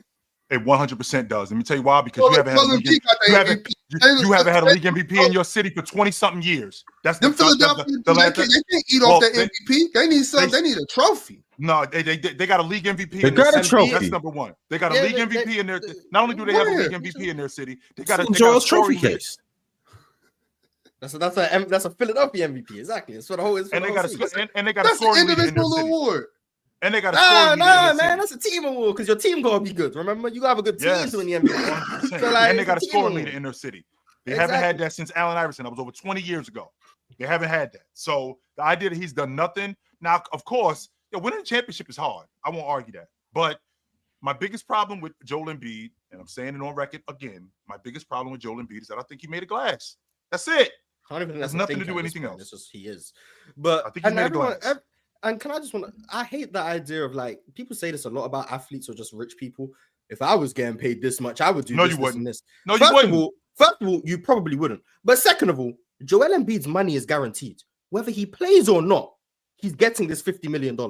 So that means if you were getting Joel Embiid money, whether you played or not, you'd be getting this $50 million. Yep. So I promise you, if you had a torn meniscus in your knee and you got told, hey, we still gonna have to pay you whether you play or not, I promise 95% of you still wouldn't go out there because guess what? That paycheck's still coming in whether you play or not. So the idea that, oh, if I was making this much, I would still play. No, you wouldn't. I know you wouldn't because the money is guaranteed. No, most people on the planet want the most amount of money for doing the least amount of effort. That's how the world works. You want to make as much as possible while doing as little as possible. Mm-hmm. So if you had the opportunity to get 50 million while also not having to go to work because you aren't physically fit, everyone would take that opportunity. There's only a select few amount of people who wouldn't do that. And I promise you guys ain't Kobe Bryant. You might think, oh, I got Mamba mentality because I go to the office at 8 a.m. You don't have Mamba mentality. Let's be honest. You don't have Mamba mentality. I mean, Morris, it's different capacities than Mamba mentality. Hey, man, I got Mamba mentality because, hey, you're going a little overboard 5 a.m. now, to have a Mars. shower. You don't have Mamba mentality. No, you're going a little But far. hold on, Mark, is it a cold They shower? swear they do. They don't have Mamba shower. mentality. They swear. No, you're doing too much now. What if they wake up and run through the city like Rocky Balboa? No, you don't even got to do. You don't got to get up and run through the city. Mars, you hating on the common folk. Nah, bro, because you don't. No, wait a second. There's a reason we're common folk because we don't have. Don't have the same no. Keep me out of this. No. Right. Chill out. So I was doing one finger push-ups this morning. Don't play with me. Now people swear they got Mamba Be mentality. for real though, Rob. Be for real for a second, Rob, because that's crazy, bro. That's crazy. We have no idea what type of jobs these people got, with what they do, how many hours they work, how many kids they got to get up and take care of, where they got to drive to work, what their actual labor is, bro. That's crazy, bro. We can't do that. But to Mars's point, those people, they're driving to work every day. If they didn't have to, and if they was at home collecting a check for $50 million over the course of a season, how many of them would get their ass up and go to work? That's not the case. I'm not gonna devalue the mental capacity and the willpower it takes for these people to have to do their job, because I don't know what their job is. That's because they have to. That's the difference. Because they have to. Man. I'm not. That dough is guaranteed. I don't really have to do this.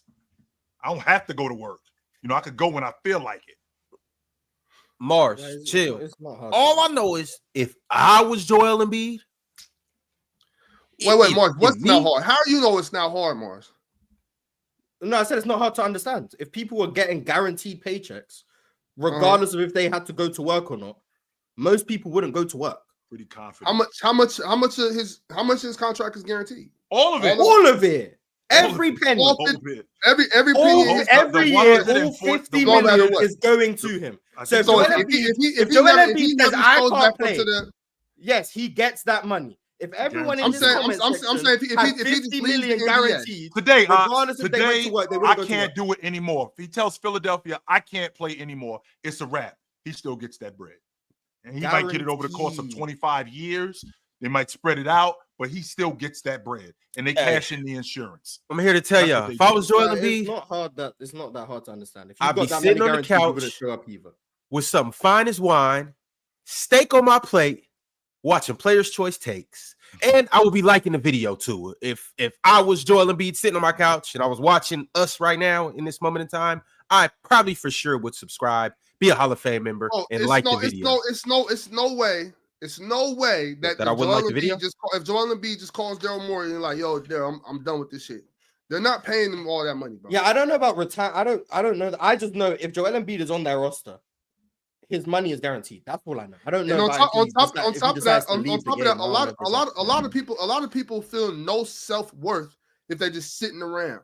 A lot of people have the mentality of I have to do something. I have to be productive. I have to contribute to society. I have to be a person. You know what I'm saying? I got to get out here and get my hands dirty. You know what I'm saying? I gotta do something. A lot of people aren't like that. A lot of people aren't just like, I'm just gonna bum it and just kick it all day. You know what I'm saying? If you're like that, you're not gonna be in Joel's shoes anyway. I'm not saying they're just gonna stay at home anyhow. But with 50 million, they would I'm not saying they would just sit at home and do nothing. Some people got morals and pride and stuff. Yeah, but if they were getting 50 million, if they were getting 50 million a year and they didn't have to go to work, they would just spend their time doing things they wanted to do instead of working. You can't just say that about people. There are people out here that have. Well, I'm speaking generally. I'm not speaking about every single individual. I can't do that. But generally, either way, there is a lot of people in the world that will not accept payment for things they don't do because they got to stand on their population would, and the general population. And no, I'm talking about the general population too. Like a lot of people are not going to do. Oh yeah, more people would accept money. How do we know these? This is not factual. We can't. I mean, we could go back through human history and look at how these things unfolded. Ox, if you ask 10 people, if you lined up 10 people and asked them the job that you work at today, the paycheck that you get, You could still get that paycheck, but you didn't have to show up every day.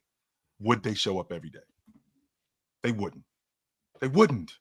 Even if it's not $50 million, even if it's not $8,000, if it's a check for $1,200 a week, if you told them, yo, you still get this paycheck, regardless if you show up to work every day. I'm not saying that you can't show up to work at all, but if you don't show up every day, you still get this paycheck. The majority of them would not show up to work every day, Exactly. if at all. All of a sudden, more days off start showing up. Yes. My kids' recital. I'm gonna go to my kids' recital. Normally, you know how many parents miss their kids' stuff because they got work to do? If their paycheck was guaranteed, all of a sudden, more active in their kids' lives. Oh, my kids got this, okay, I'm going to that. Because you can afford to do so. When your life is guaranteed, you don't have to go to work every day. I'm not saying they would never go to work again, because sometimes you just want to do something. That's understandable. Sometimes you want to do something. But would they spend more time doing things they actually want to do? Absolutely. Would they take time off for things they normally wouldn't take time off for? Absolutely. Yes. Because that's human nature. If your money is guaranteed, most people go to work solely because they need to get paid. They have need to pay their bills. That's why. They need to look after their families. If they have that set already for them, all of a sudden the need for this job goes down. That's logical. Anyone had to I'm gonna still go in 5 days a week, 9 hours a day. No, you're not. You lying? I don't know who you want to lie to. You want to make yourself. Y'all just like mama mentality. That's what it is. It is what it is. But there's no way. That's all it is. Y'all just not strong-willed. And there's nothing wrong with that. People genuinely think they're better people than they are because they can't. I don't have the vocabulary level to say the word I want to say. They can't imagine themselves in these situations, so they want to be like, hey, ideally, if I was in the situation, I would do this. But then if they were actually in that situation, they would act completely different to how they want to say they would act. It is what it is. But I mean, I'm just very self-aware of what I would do and what most people would also do. Most people wouldn't go to work every day if their paycheck was guaranteed and they were being able to look after their family with or without going to work every day. It's not hard to understand. But some people be like, no, man, I'm going to work for the man anyway. Shut up. No, you wouldn't. But whatever. It is what it is. All right, y'all. I got a couple super chats. As I alluded to earlier, like the video and shout out to everybody that's in here on Twitter or on X. Appreciate y'all for tapping in. We go live every day at 8 a.m. Pacific time, 11 a.m. Eastern time. Make sure you tap in. It's a 3-hour show. And as you've been seeing since you've been tapped in, nonstop debates, basketball talk, and overall just a good time. DSG Piccolo sent through a super chat. He said, I know Magnet Ball was involved. I know Magnet Ball was involved, but that was proof to me that Ayton got to go. Maybe Ant too. Ant Simons, not Ant Edwards. Maybe Ant too. If Rob Will stays healthy, he's not being traded for a bucket of extra crispy and a 6-pack. Scoot had a crazy lay. 100%. Free Robert Williams, man. Free Robert 100% he is. A contender need to get postulate would have been a good word. Thank you.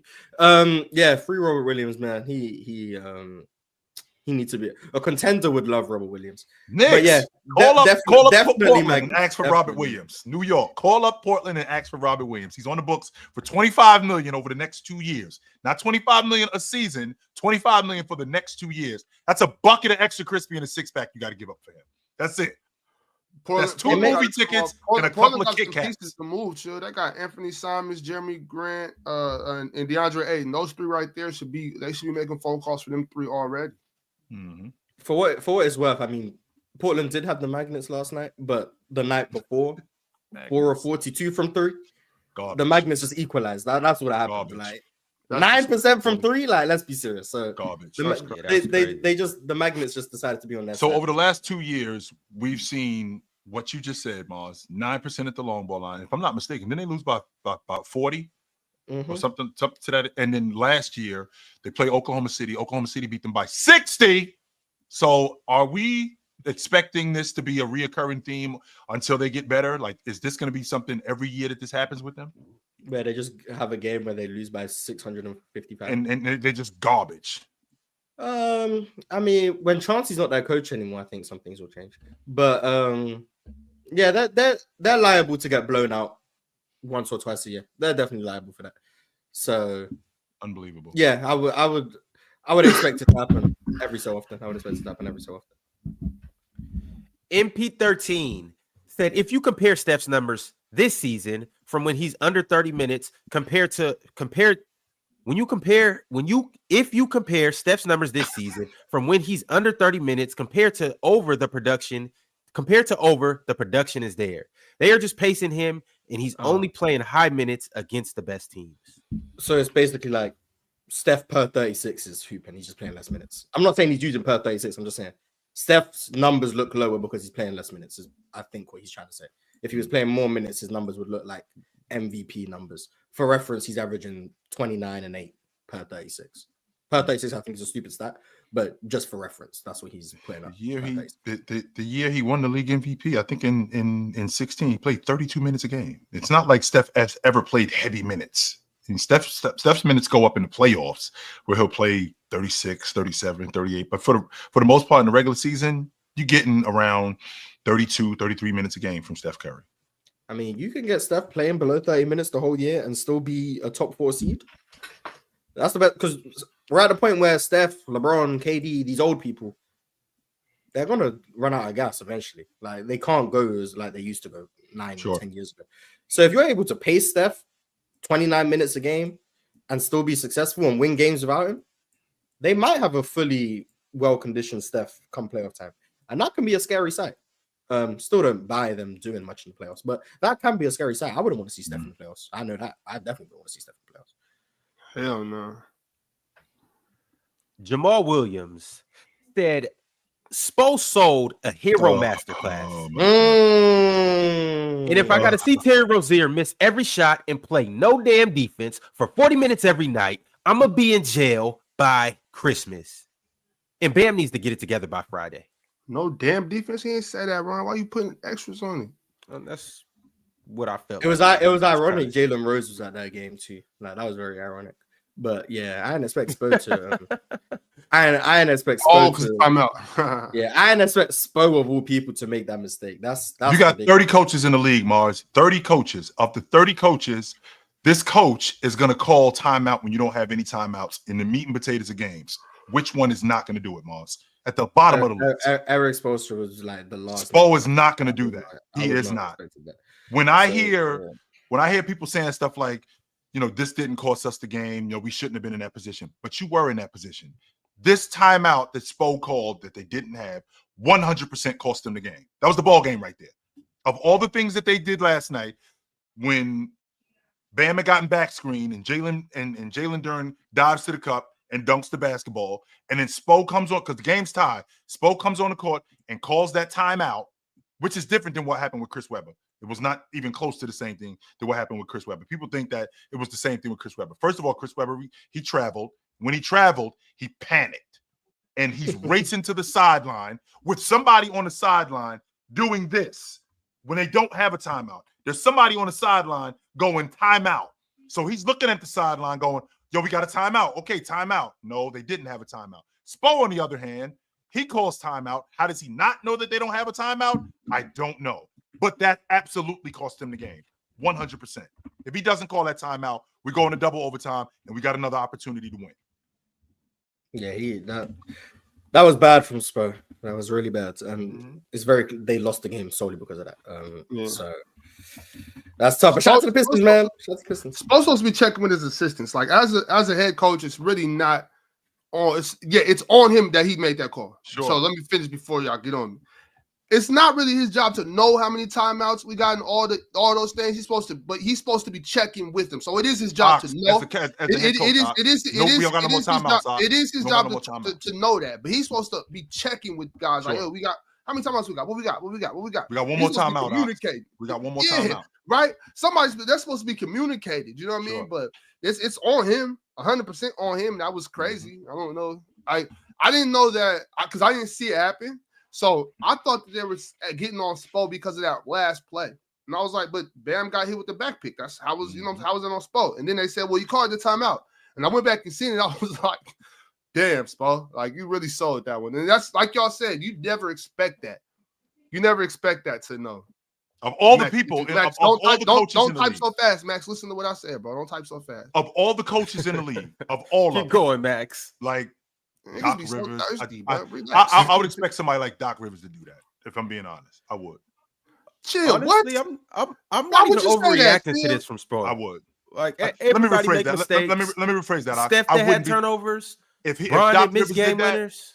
Be like that. If Doc Rivers did that, let me rephrase that. I don't expect him to do that, Ox. But if Doc Rivers did something like that, I wouldn't be like, "Oh shit, Doc did that." That wouldn't surprise me. How about that? I'm sick of this Doc slander on this. Or if Darvin Facts, Ham man. did They that. just won last night with no Dame. Doc Rivers had a coaching masterclass. Yeah. Shout out to Doc. I'm so tired of the Doc Rivers slander because we get Doc Rivers slander and Rick Carlisle love, and I hate it. Who gets Rick Carlisle love? We praise Rick Carlisle. We praise Mike D'Antoni. I'm talking. Yeah, about we do. Love Yeah, that. we do. Here's another Yeah, one, we Ox. Like I wouldn't be if that happened to Rick Carlisle. I wouldn't be surprised. I wouldn't be like, "Oh shit, Rick Carlisle did that." No, I wouldn't be surprised. Chill. I'm surprised if any NBA head coach calls a timeout if they don't have timeouts. But Anybody. who would be the last person you would have thought? Eric Spoelstra. Well, I mean, Yeah, at except least in for the Rob. bottom five. At least in like the bottom five. Yeah, like you don't for expect sure. Spurs to do that. That's crazy, bro. That's crazy. They did that. Like he walked on the court like they had 3 timeouts. Timeout. Yeah, he didn't even think twice. Like he was just like, He couldn't believe his mind that they got cooked like that.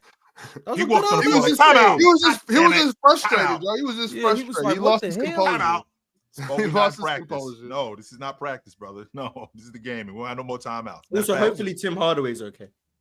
I don't know if Oh, you hit guys his seen- head. Yeah. Yeah, then he Twice. got wheeled out in a wheelchair. His dad was in attendance, but yeah, hopefully he's okay. It's nothing too serious, but can't wait for Star Thompson to be back. That's when I'm gonna really start tuning into these Pistons games. Shout out to the Pistons. Big win last night over the Heat, and they're 1-0 in the. I told you we tournament. topping that group. We Uh-oh. topping that group. I told you we topping the group. Uh-oh. All right, y'all. MP13 sent through a $20 super chat. Well, $19.99 to be exact. He said, if anyone wants a book to reflect what Mars is talking about, read Ordinary Men. It's a record of the transformation of men who were quote unquote good people into Nazi prison guard camps or Nazi prison camp guards. It shows the fragility of one's moral compass. Does it have pictures? But I mean, I think I can't. I hear a lot of quotes and don't know who says them, and maybe they're not even real quotes. But like so I heard somewhere that's like society's like 3 missed meals away from like anarchy. Like it's not gonna take a lot for people to go crazy. Like it's not gonna take a lot. But if people one thing go wrong, all the toilet paper's gone, everything. Like, people be tripping. Well, But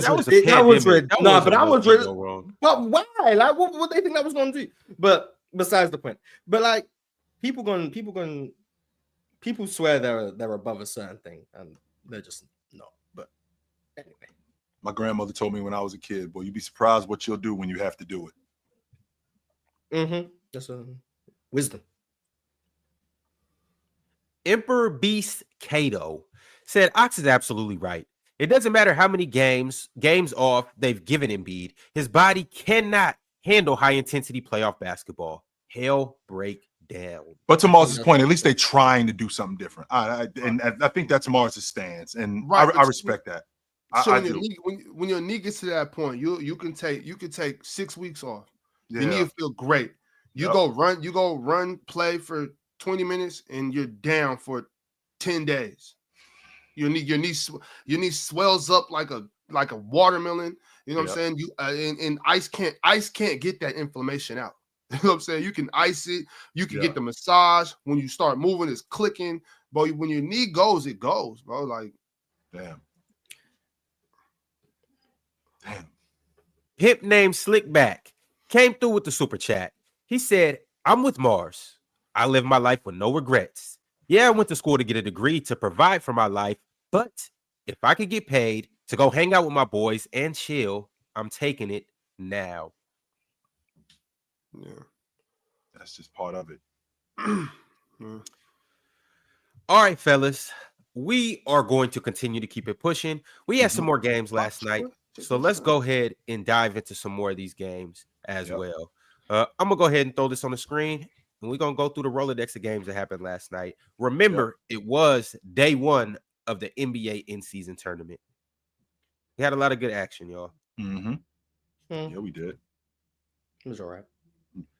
So this is what we're looking at, ladies and gentlemen. We talked about the Warriors. We talked beating the Mavs. Now let's talk about the Phoenix Suns beating the Utah Jazz 120-112. The Suns improved to 9-2, and the Jazz are now 2-8 and at the bottom of the Western Conference. I didn't watch the game, so I can't tell you anything. But apparently Devin Booker closed the game really well. So without watching the game, I'm gonna tell you what happened in the late parts of that game. Tyus Jones brought the ball up the court. The person who was being guarded by the worst defender came up and set a screen to switch onto Tyus Jones. Tyus Jones then brought Devin Booker into the action to get Devin Booker a switch onto the worst defender. Devin Booker then isolated in the mid-range and probably got like 4 straight buckets. I did not watch the game, but I'm 85% confident that's how they closed the game. Ox and I tuned into it a little bit. Okay. Ox and I tuned into a little bit of it last night, and I mean Devin Booker, you know, he had a lazy boy couch in the mid-range. He was getting to that spot, and he looked good. The problem with Utah is they just don't have the personnel. They actually run good action. The action that they run, and I got to give Will Hardy more credit than I do for the coach that he is. He runs good action. The problem is that they just don't have the personnel.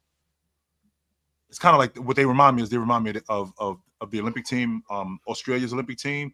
The action that they ran, they just didn't have the personnel to compete. And I think that the Jazz, they just don't have the personnel. As much as I dig Colin Sexton, I mean, he is a mismatch, and teams hunt mismatches like Colin Sexton on bigger guys. They go after him.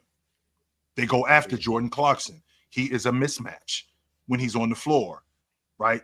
John Collins doesn't really give them much off the bounce. I saw him try to get to the rim with the weak hand. I mean, it didn't really do much, but Phoenix was just better. I think they out-talented Utah last night. Yeah, I'm here to tell y'all. Utah is the worst team in the NBA. They will be this year's San Antonio Spurs last year. Garbage. Washington Wizards last year. Detroit Pistons last year. Marketing signs an extension to deal with what he dealing with is crazy, but shout out to him. Get your money, man. I hope it's guaranteed so we could so he don't got to watch that face to face. Facts. Take your time with Flower.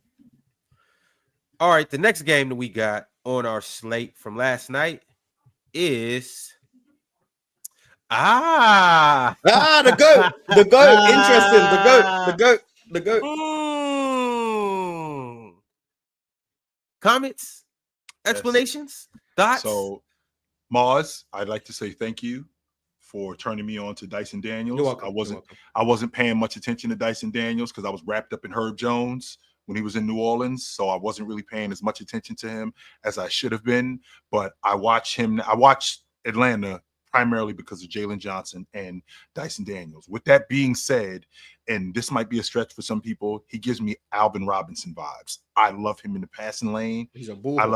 I love how aggressive he is on the basketball. I love how he makes you work for everything. I thought he did a great job on Jason Tatum last night, forcing Jason Tatum to his weak hand, not just forcing Jason Tatum to his weak hand, forcing him to make tough shots, chasing him around screens, not just chasing him around screens, pushing him off of his spot. I thought he did a good job keeping his hands busy. Dyson Daniels, in my estimation, he's an all-league defender this year. Watching him as a defender, I think he's going to be an all-league defender. I think he leads the league in steals and deflections. Him and Jalen Johnson are primarily the reason why I watch the Atlanta Hawks. But that wasn't the main reason why they lost. That was one of the reasons why they lost. The other reason why they lost is they got killed on the glass. They did. They 100. Shout out Clint Capella. They got killed on the glass last night. Yes, so Okongwu and Clint Capella. They got killed on the glass. And Jalen Johnson. He had a triple-double. Jalen Johnson had a triple-double, yeah. A lot of people did think... Josh Hart, by the way, which I didn't know. Sorry, to go to the Knicks game. Josh Hart had a triple-double. Yes, and he did. Kate Cunningham, too. Yeah, but Kate, we do this. We do this. That's cool. But, sorry, back to the Hawks game. I just didn't know Josh Hart had a triple-double. Yeah, KFC. Yeah. I get that. So, like I was saying, so this Atlanta Hawk team, I thought that they kicked the Celtics ass on the glass last night. I thought that a lot of the extra buckets came from offensive rebounding. They did a great job on the offensive glass, both Clint Capella and Okongwu. They forced Jason Tatum on defense into a lot of tough shots. They played great defense last night, particularly on Jason Tatum. Played great defense on him. He didn't get a lot of open looks, and the shots that he did make were tough shots, and that was largely due to Dyson Daniels because he stuck with his matchup. Like you're talking about an Atlanta team. You're talking about an Atlanta team that didn't switch. It was almost like Dyson Daniels said, I'm not switching. I'm staying with this guy. And he stayed with him. And with him staying with him, he made it tough on him. When you got a scorer like Jason Tatum, when you got somebody like that, what you really can do is just make it tough on him. And Dyson Daniels did exactly that. He made it tough on him. Plus, they rebounded last night. I thought they did a great job with the Celtics. 100% they did. Jason Tatum's so inconsistent. Right, Ron? Right, Ron? Yeah. I wasn't even going to do that today with JT because Dyson Daniels just got lockups. And that's all it was. He just ran into a very, very good defender. I mean, and we can surely that would have happened to Jaylen Brown if he was guarding Jaylen Brown. Jaylen Brown wouldn't have had 36. So yeah, he missed the game winning shot. So I mean, right. Derek White's annoying, by the way. He been making some ridiculous shots down the stretch of games. It's like, grow up. Like, why you like they got already like 17 all-stars and then you here just making stupidness. It's annoying. But Dyson Daniels masterclass, Jalen Johnson masterclass. Zachary Risachet is really good defensively, which I think is nice for a rookie. So I like Zachary Risachet. Onyeka Okongwu needs to be starting sooner rather than later, but I get it, he's small. No Trae Young. I mean, you could argue it makes it more impressive, but then also their defense probably looked a bit better because Trae Young wasn't there. Defense so like was fantastic last night. Larry Nance, Larry Nance, Nance, brother. Larry Nance had a really good game too. I don't know how many threes he made, but more than I've ever seen him make before. 2. So that was cool. There's no way he only made 2 threes. I've seen like a million threes that man made. I saw 2 of them. He went 5 for 6. So he made 5 of them. In case you guys don't know, I only seen 2 of them. I saw one in the left corner and one in the right corner. Larry Nance making 5 threes. Yeah, you gonna use that. Larry Nance is shooting, I think, 60% on the 3-ball this year. 73. So look, y'all, this is but last game boosted the stats. Last game boosted the stats. Well, he was 60 before last game. Because I remember them saying it during the game. He was 69% before last game. This 69% on long ball. We got to talk about this, and we have to talk about this right now. The 3-point percentage right now in the NBA. Now I know it's a small sample size, but these dudes are shooting the lights out in 10, 11, 12 games. And this is regardless of what the sample size may be. We can go to 10 games in January from last year. I don't know if I've ever seen people shoot like this. And I don't know what it is. I don't know what's in the water. I don't know how strong the magnets have been magnified to. But Larry Nance, so right now, and I'm going to read off some percentages and how many threes these guys have shot. Right. Larry Nance is shooting 73%. Now, he's only shot 19. But this is where it starts getting even more tricky after Larry Nance. So Larry Nance is this dude's like shooting 19 threes a game, right? Well, yeah, I'm about to get to that. But Larry Nance is 14 to 19 at 73%, which is crazy. Because nobody expected that from Larry Nance. Right. But let's keep going. I expect at 56.4, we have 2 guys shooting 56.4. Jokic is one of them. They've both shot 39 threes. Jokic is indeed one of them, shooting 56.4% from 3. The other one, would you believe it if I told you it was Taurean Prince? Oh, Donovan has best friend? Shout out to Taurean Prince, man. Taurean Prince like a 40% shooter when he was with the Lakers? Something like that? Yeah, he been 40% for a minute. Yeah. Now he's 56 right now, but he been 40% for a minute. I think the league average for teams is like 35 or 36%. I think the league average is like you got some guys shooting terribly this year. So well, see, that's the thing, Mars. Like a lot of people think that for everybody is Steph Curry. Everybody that shoots the long ball is Luke Kennard. No, for everybody healed in the NBA, for everybody healed, there's Lonzo Ball that's shooting 18 threes and going 5 for 18 on the long ball. There's a bunch of guys like that Lonzo that are doing that, right? There's a bunch of guys going. There's a bunch of Jason Tatums running around in the NBA. A bunch of Jason Tatums running around in the NBA. 2 for 9 and 3 for 11. It's a bunch of them dudes running around in the NBA. Don't get me wrong. Steph Curry and Klay Thompson, still one of the better long ball shooters in the game. Buddy Hield, one of the better long ball shooters in the game. If I'm not mistaken, Norman Powell looks fantastic at the long ball line, right? Yeah, But for every one of them, it's just a few more guys though. sure. Aaron Gordon, he's shooting 54% on 22 threes. And these are guys you just wouldn't expect. Amir Coffey, he's shooting 54%. Ty Jerome, he's shooting 54%. Kyrie on 61 threes, he's shooting 54%. AJ Green for the Bucks, he's shooting 51%. Cat on 47 threes, he's shooting 51%. Norman Powell on 91 threes is shooting 50.5% from the three-point line. Benedict Mathurin on 38 threes, he's shooting 50. Christian Braun shooting 50%. Christian who, Ron? Christian Braun. Who's that, Ron? I'm sure. One more time. I want to make sure I heard you right.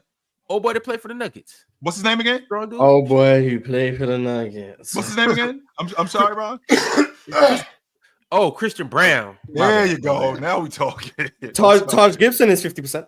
Here we go. I mean, Hey, Ron, what's Kevin Huerter shooting? I don't see him on this list, but I do see Since Isaac Okoro. we He's on that shooting subject. 48%. Oh, shit. Ochai Agbaji, he's shooting 47%. Tyler Hero, he's shooting 47%. And Tyler Hero shot 96 threes. He just made 10 last night. So, man. Yeah, Tyler. Dennis Schroeder on 72 threes, he's shooting 47%. Yo, I'm telling you, I don't know if the magnets got turned up. Buddy Hield, 46%. Nikola Vucevic, 46%. Rui Hachimura, 46%. Royce O'Neal, 47%. Darius Garland, 45%. And we know Vucevic about turning Ant. into a sniper was crazy, but I'm here for it. Never thought I'd see that. I did not. Because that man I did was not. like the Vucevic worst always shooter in shooted the a little bit. league. Nah, though. last year was like A little bit. Last year he was like the worst shooter in the league statistically, and now he's just sniping some. Right. I mean, he Turn could it shoot around it to a one little season. bit. I won't argue that. He could definitely shoot it a little bit. But, I mean, what do we have? We got a copycat league. And when you see a team like the Celtics win the NBA championship, okay, this is what it's going to take to win the NBA championship. So teams are doing that even more. I'm not saying that we went away from it because teams were still shooting the long ball, but you know, when Giannis and Milwaukee win the NBA championship, and then Joker, when they win the NBA championship, right? When these teams win the NBA championship, what happens is okay, the big man is back. So the three ball isn't nearly what it used to be. But then the Celtics win the NBA championship, cracking the long ball the way they are. Okay, this is the formula, and it's more relatable off the strength that, you know, I'm not 7 foot.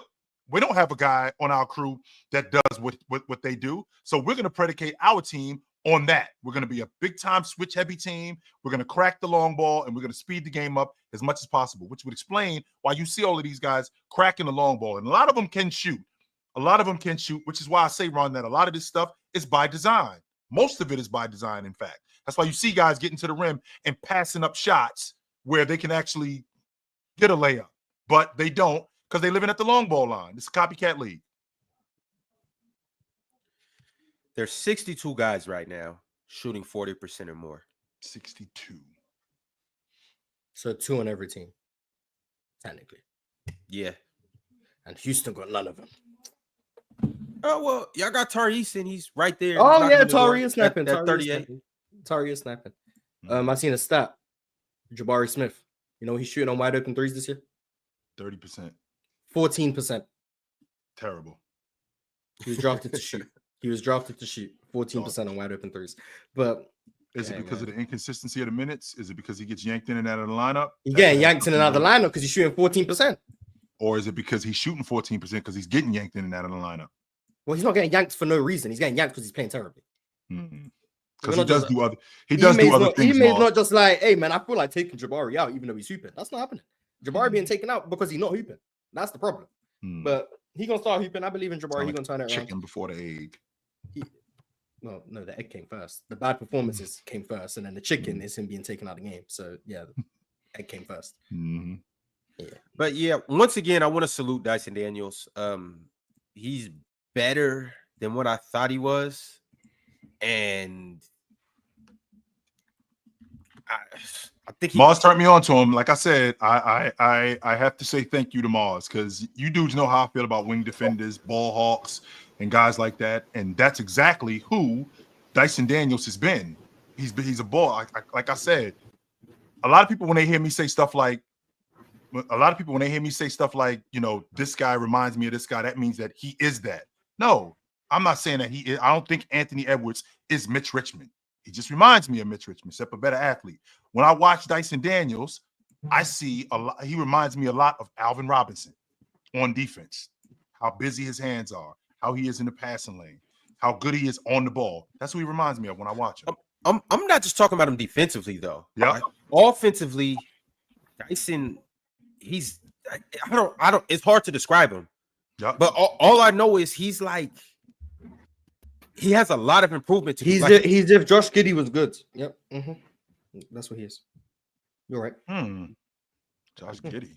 yes. Hello, new person. Welcome. Ron, like you're gonna let company in the house and they ain't gonna say nothing. Just gonna let them in. What's going on, Maddie? No, let's go. I didn't think I was going to be able to hop on today. Some stuff came up, but I could be here for like 40, 50 minutes probably. Came right in talking about Dyson Daniels averaging 6 steals over the past 3 games. That's just Wow, wild. crazy, huh? Mm-hmm. Yeah. It's light work. That's why I knew he was gonna be doing so. Yeah. You did not know he was going to be doing that, Mars. Knock it off. You didn't know that. Okay? You didn't know you didn't know he was going to get 6 steals a game. Just like you didn't know that Wemby was going to be blocking 8-9 shots a game. Neither you ain't know that. Yeah, Hayes gonna hate. I mean, whatever. Cool. Say less. I'll just keep being right, and you'll keep saying I didn't know. Okay. Mm-hmm. Yeah, but I'm excited to see how good Dyson Daniels really becomes. Not on the defensive end, on the offensive end. Last night he had 28 points. He's a good playmaker too, or a good passer. Gets in the lane, he makes good reads, finds open guys. I'm really eager to see like how good he can become.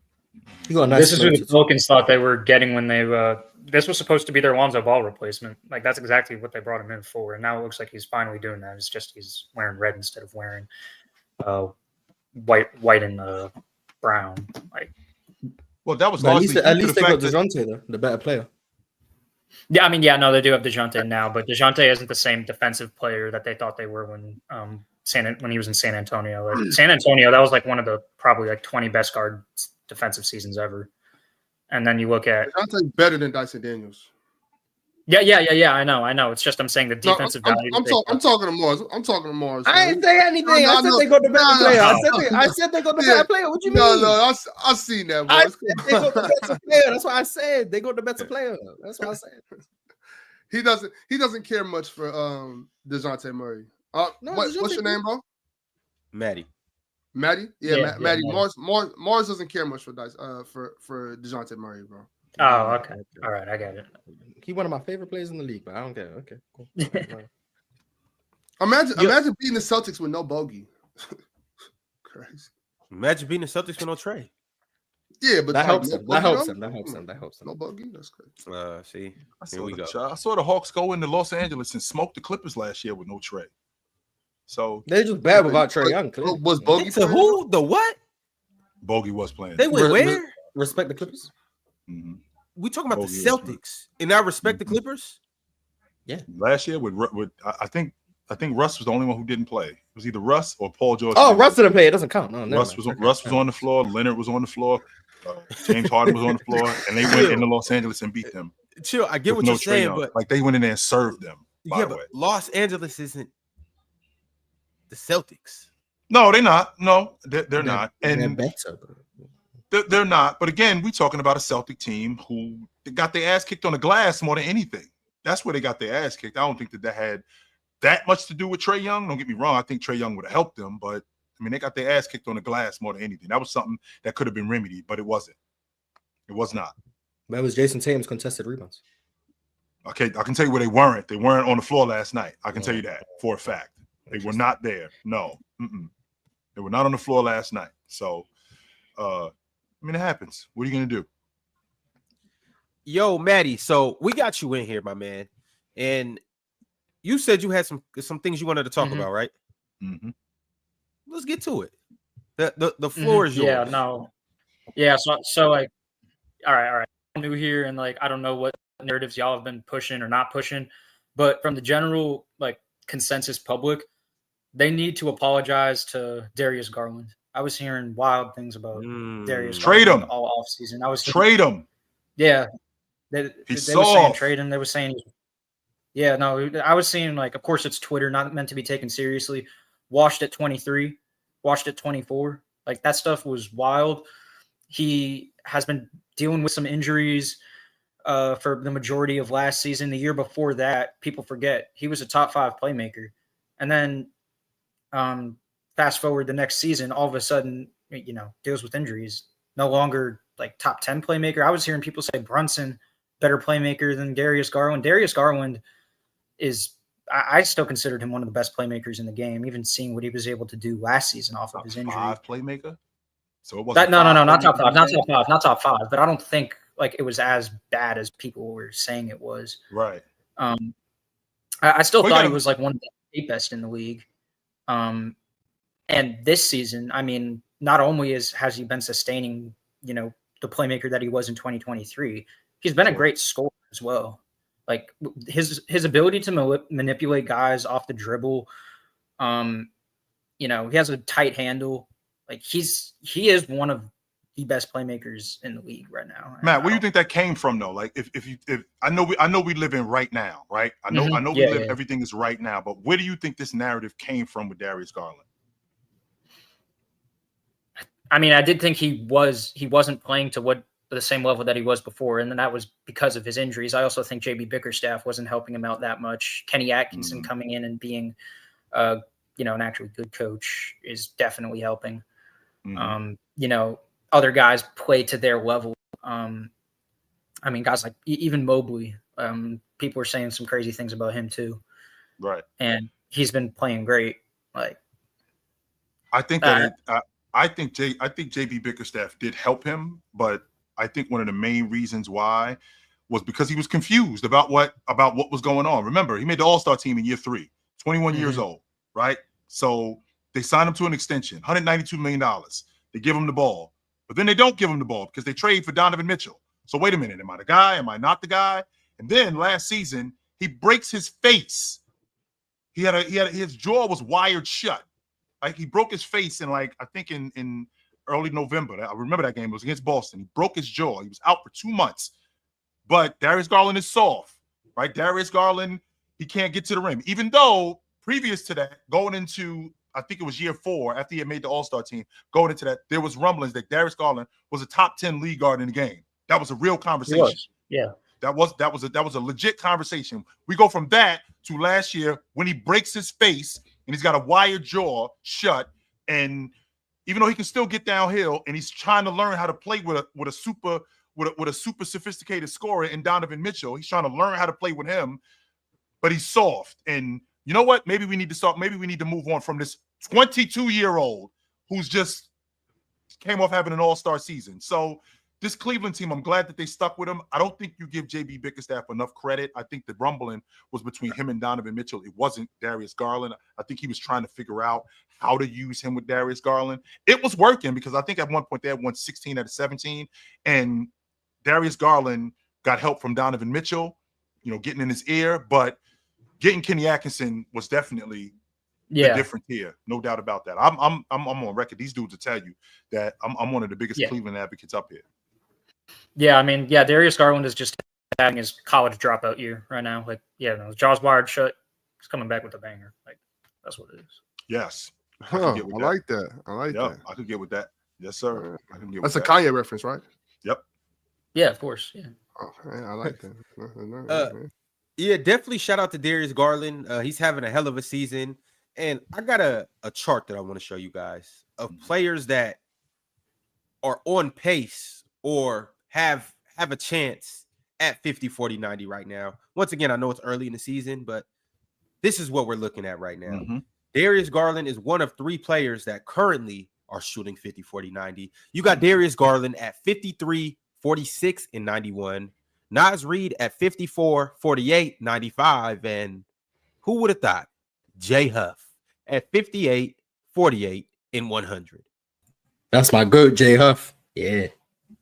That's Jay Huff. Then you can see some other players on here that are close to the 50, 40, 90 club. You obviously got Steph, usual suspect. Lou Dort on here, surprisingly.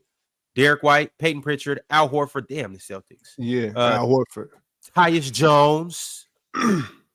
and Jeremiah Robinson Earl. We got two first ballot Hall of Famers on here. Look at that. Of these 10 guys, of these 10 guys, who is this sustainable for the most?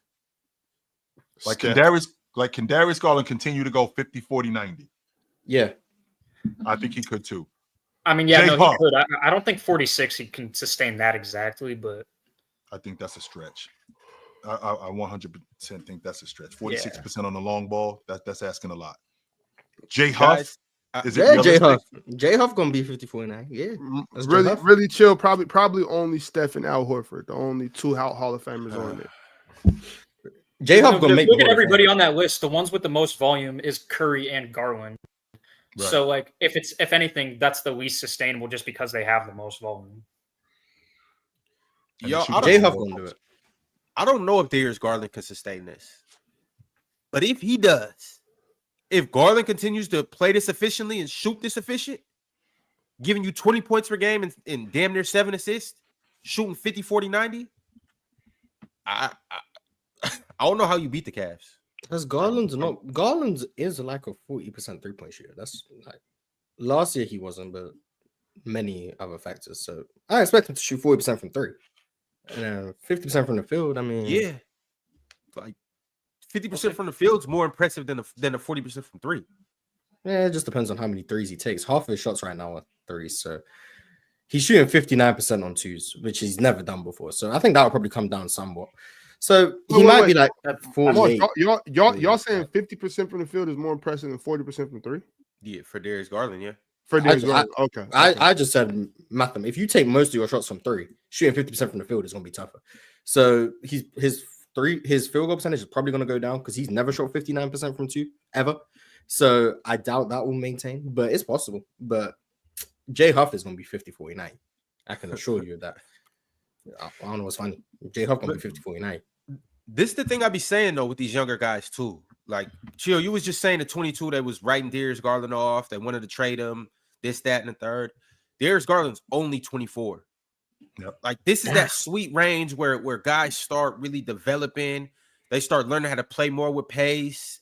You've played against all the top guards in the league night after night after night, and they didn't kick your ass. But you start learning how to manipulate defenses, read defenses, and stuff like that. Like, Darius Garland is a prime example of you're going to continue to get better as you get older. And he's just grown into the player that he is today. That's largely why I was on the Cavs train like I was on it.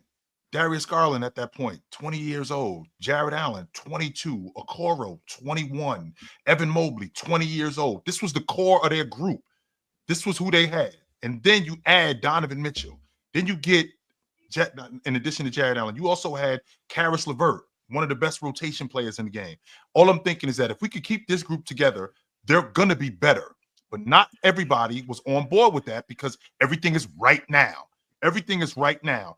Mars is selling me that even though you get a better matchup in the playoffs, that doesn't mean progression. Well, I have to disagree with that off the strength that if we can avoid a team and we end up going deeper into the playoffs, we did progress. I mean, we did progress from that. Sure, we did. However, that doesn't negate from what we did because we avoided that team neither. We did move on. I always bring up the reference of the Rockets. Because the Rockets avoided Seattle, that doesn't mean that they didn't progress. They won the NBA championship twice. They did that. So I feel the same way about the Cavs. Every year, they went from a play-in team to a first-round exit, to last year in the semifinals, to this year, a top 10 defense. They got the best offense in the league. They got the best pick-and-roll offense in the league. Darius Garland is shooting at a ridiculous rate. Evan Mobley has come back so much better offensively. And you already know how I feel about him defensively. I think he's the defensive player of the year. With that being said, their rotation players are better. I got them in the East. I wouldn't be surprised if they was in the East Finals this year because of their progression. Because of their progression and how much better they've gotten. But people want to write this team off because they're young. People want to write this team, not because they're young. People want to write this team off because everything is right now. It didn't have to be right now. This is developed over the last 3 years. That's why they are where they are. Greg Popovich had a stroke. Yeah, I just saw that. They announced that on this Just November recently, 2nd. or that's what That's why he's been out. That's why he's been November out. 2nd, he suffered a mild stroke. They just announced that like 6 minutes ago. Damn. Yeah. I thought it was recently. I was gonna say it's probably because they didn't vote the Spurs top 5 dynasties of all time. I had a stroke too. Imbeciles. I mean, Fucking imbeciles. Like what? Morons. how is that? How are they a top 5 dynasty? Mars, they won We 20, they don't won need to do 50 this. games I'm for not doing 20 this, straight Mars. years. Mars, who did that? Didn't miss the playoffs. Oh, regular season dynasty. My bad. Regular season dynasty. They won 5 championships in the process of doing that, Mars. That's When once you every go back 5 to back. years. Five championships in That's 15 years. that's once every 4 years they Right, win in the that's NBA no championship. big deal, right? And winning 20 and winning one in 50 every games 4 every years. year. So they win a championship like it's the Olympics and that's a dynasty. Like, come on, man. Mars. that's not So a You dynasty. know, let me make some that was the What they World got? Cup. 99, Top 03, 5 05, dynasty. What are we talking 07. about? All right. Okay. Top you right. 5? 03, Let's be 00, serious, 99, man. 02, 99, 05, 03, 07, and 05, 14. 07. Well, let's And just keep 14 out of it. 07, 05, 03, 99. That's not a dynasty. You're right, Mars. No, Regular they season cool. I said how they top 5. What are the 5 dynasties better than that? Russell Celtics. Go, Mars. Who? Russell Celtics. 100% Celtics. the 60s. Mike and I'll give you Lakers. Mike and Lakers. Mike and Lakers. Oh my god. Oh, so okay. So then tell me. So then tell me you just don't care about NBA history then. that. No, we care about NBA history. 100%. Okay, so then Mike and Lakers. Are we Lakers? agreeing or not? We care about NBA history. Keep going, Mars. Okay, so Mike and Lakers, Russell Yep. Celtics, Showtime Lakers, Jordan's Bulls. Right, we all in agreement, right? That's 4. We're all in agreement. Not necessarily in agreement, but keep going. No, we're not all in agreement. Maybe you 4 are in agreement, but I'm not. So 5 chips in 6 years, nah. But 5 in 20 years, yeah. All right, 6 okay, cool. whoa, 6 chips over the course of 8 years. That's pretty impressive. No, they're the Bulls. Yeah, I'm talking Yes. about Spurs. So Spurs that's was 5 4. and 20. But yeah, okay. So then you got pick your dynasty. The Lakers in the 2000s. So 5 championships across 10 years. Okay. Shaq and Kobe 3 in a 3. row. Yeah. 3 in a row. The Golden State Warriors, They were the better than that. Bird Celtics, or no, pick one of those 3 better than the Mhm. Spurs. That's No. the options. I- That's the the- options. Pick the one- of the- those the- 3. That's the problem. the- You can't. Why can't Yes, I can. Why can't 100%. 100%. Why can't Because I'll give you- Neither of them is neither of them Why? is better than the Spurs dynasty. Okay, so I got 67 wins championship. NBA regular season record for wins. The greatest team of all time. The greatest team of all time part 2. Then another championship in 2022 versus 5 chips in 20 years. Sure. None of which these teams are the greatest teams of all time. Yeah, give me the Warriors. Every single time. Now listen to what you just said, Mars. 5 chips in 20 years. Where is the sustainability? We did this for 2 decades. You had a run. Don't forget, Mars. I got one less chip. You that's not the point, Mars. The point is That is we the did this. point. No, we were relevant for 20 years. Remember, Mars, when you played in the 13, I believe the first time y'all made the playoffs in 12-13, and y'all lost to was it Denver. Spurs? No, they beat Denver. They beat lost Denver. to They beat Denver and the Spurs. Yeah, they lost to the Spurs. They lost to the Spurs. Just so you know, Mars, that was the second playoff series that they won in 23 years. That's Okay. 3 years less than we had our run where we were on top. 50 straight, 50 win seasons, 50 win seasons for 2 decades straight. We were in the NBA championship. And every year we were in the NBA finals. Did they ever lose in the NBA finals? Yeah, they lost in 2013. Lost to the Heat. They lost to the Heat that 1 year, right? Other than that, they won in 99, they won in 2003, they won in 05, 2005 07. against arguably the best defense that the NBA had ever seen. They smoked the Cavs, and then they came back and resurrected themselves after losing to the Miami Heat in 13. They came back and beat them. Yep. So when I think about longevity, when I think about sustainability, when I think about greatness in terms of players, Tim Duncan was there the entire time. Manu Ginobili and Tony Parker showed up in 2001 and in 2003. They showed up. Tim Duncan changed his role for this team to be the dynasty that they were and sustain that for as long as that they did. And when you're talking about a collapse, Mars, sure, the Spurs in 2010 got the number 1 seed and they lose in the first round. Absolutely. Was that a bigger deal than being 73-9 and going to pieces in the NBA finals?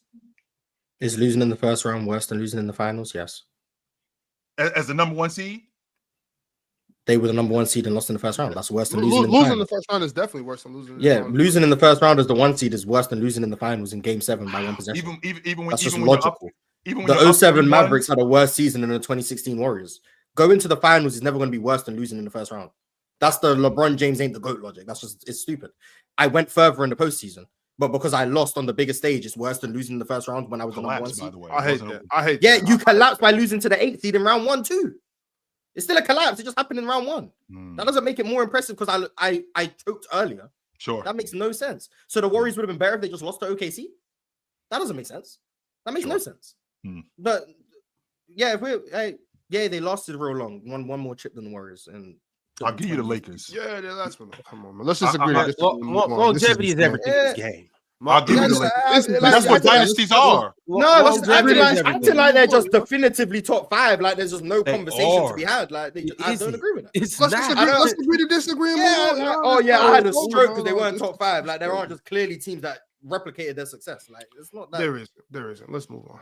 It's crazy. 5 championships was replicated many times. Like This is crazy, bro. This is Well, crazy. This is insane. so the Showtime Lakers just weren't a bigger dynasty than the Spurs. Yeah, but Yo, no y'all dynasty serious, like just all off duration. So are they the alone. best dynasty? So are they the best dynasty? The I mean, Spurs? best. No, I best think is the different. Celtics. to Are be they honest the with you, number I- one dynasty of all No. time? The Like, Spurs. are they the best team? I think it's the Celtics. No, and of course they're not the best team. Are they? When you No. when you rank dynasties 1 through 5, if the Spurs are obviously top 5, like everyone seems to be saying, longevity, Mhm. are they number 1? Because they have the best longevity. So are they number 1?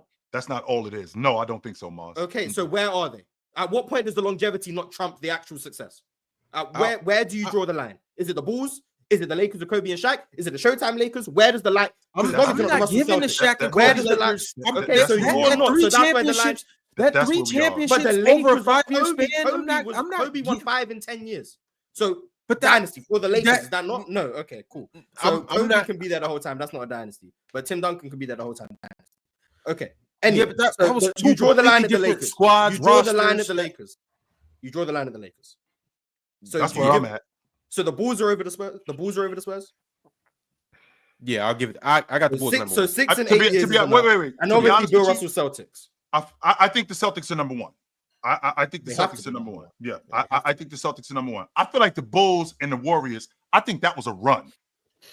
That's what I think that was. I think that was a run. What How else many is dynasties do you think there are? a dynasty is always a run. Well, huh? What else would a dynasty be? Well, here's the difference though, Mars. When the dynasty, okay, Spurs there's a was- difference. Spurs was You, amazing. you only sustain that. Okay, we just talked about longevity, did we not? Okay. Okay, so the Bulls, 6 championships in 8 years. And Yes. in between that, Jordan ended up quitting. In the Okay. San Antonio Spurs, 5 championships in 20 years, making the playoffs, never missing the playoffs ever Uh-huh. in those 20 years, Yes. right? Never missing the playoffs. Mhm. The Lakers missed the playoffs at some point during that time. In 2005, yes. Yep, the Lakers missed the playoffs. Not The Warriors missed the playoffs twice. Warriors missed the playoffs twice. So that's what 3 I'm talking times, about. No, twice. I remember twice. And Twice, yeah. Curry broke his hand. 2020 and 2021, back to back Yeah, years. Curry broke his hand. All right. So when I think about a dynasty, I think about longevity. I think about did you win? I think about how long did you sustain your greatness? 50 wins for 20 straight years. That means we were always in the middle of it, consistently in the middle of it. There was No, never a at the drop top off of it, not at the middle of it. At the top. we were of it. never. There was never a drop off with us ever at any point. When Jordan and Pippen left, the Bulls went in the tank.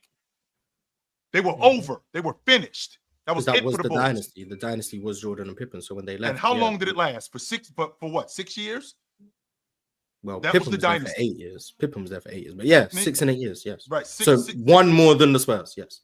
Right. But and again, Mars, I'm talking about how long did the Spurs do this with Duncan, with Manu Ginobili, who, by the way, when they first got him, with Tony Parker, when they first got him, these guys weren't awesome. They had to turn. Well, into Manu them. got there in 03. So does Yeah, the 99 that's- chip not count as the dynasty, or is Tim Duncan the dynasty?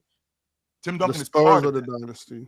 Okay, so then why can't I say the Lakers were the dynasty in the 2000s? You can say Why is whatever that you want. I didn't tell you. Okay, not to so say. 5 chips in Mm. 10 years as opposed to Sure. 5 chips in 20 years. Yeah, The like thing I that's moving me about the Lakers, Mars, is the 3 Mhm. straight championships. That's what's moving me with the Lakers. Pretty impressive. Yes, that's what's moving me with the Lakers. Winning it 3 straight years. That's a pretty big deal. Now the Spurs winning it every other year. I mean, I feel like that rivals that, but winning it 3 straight years, that's a different type of dominance. Yes, and they won just as many chips in half the amount of time. Mm. I don't. If you have them top 5, cool. I to be honest, I don't care about ranking dynasties that much. But I just don't agree with the concept of, oh yeah, they're easily top 5. It's undebatable when there's teams that have replicated the success in a much shorter amount of time. And now we're saying, oh, they're a dynasty because they were always really good in the regular season. But then on the flip side of that, could I not just say, if they're winning 58, 55, 57 games every year, how are they only making the finals 6 times? If they got 20 years winning 55 games, 50 games, and they only make the finals 6 times, that means 14 times they're underperforming. Well, Is that I don't know irrelevant? about underperforming. Well, wait a minute, Mars, because there are certain circumstances that negate that, which kind of contributes to your argument.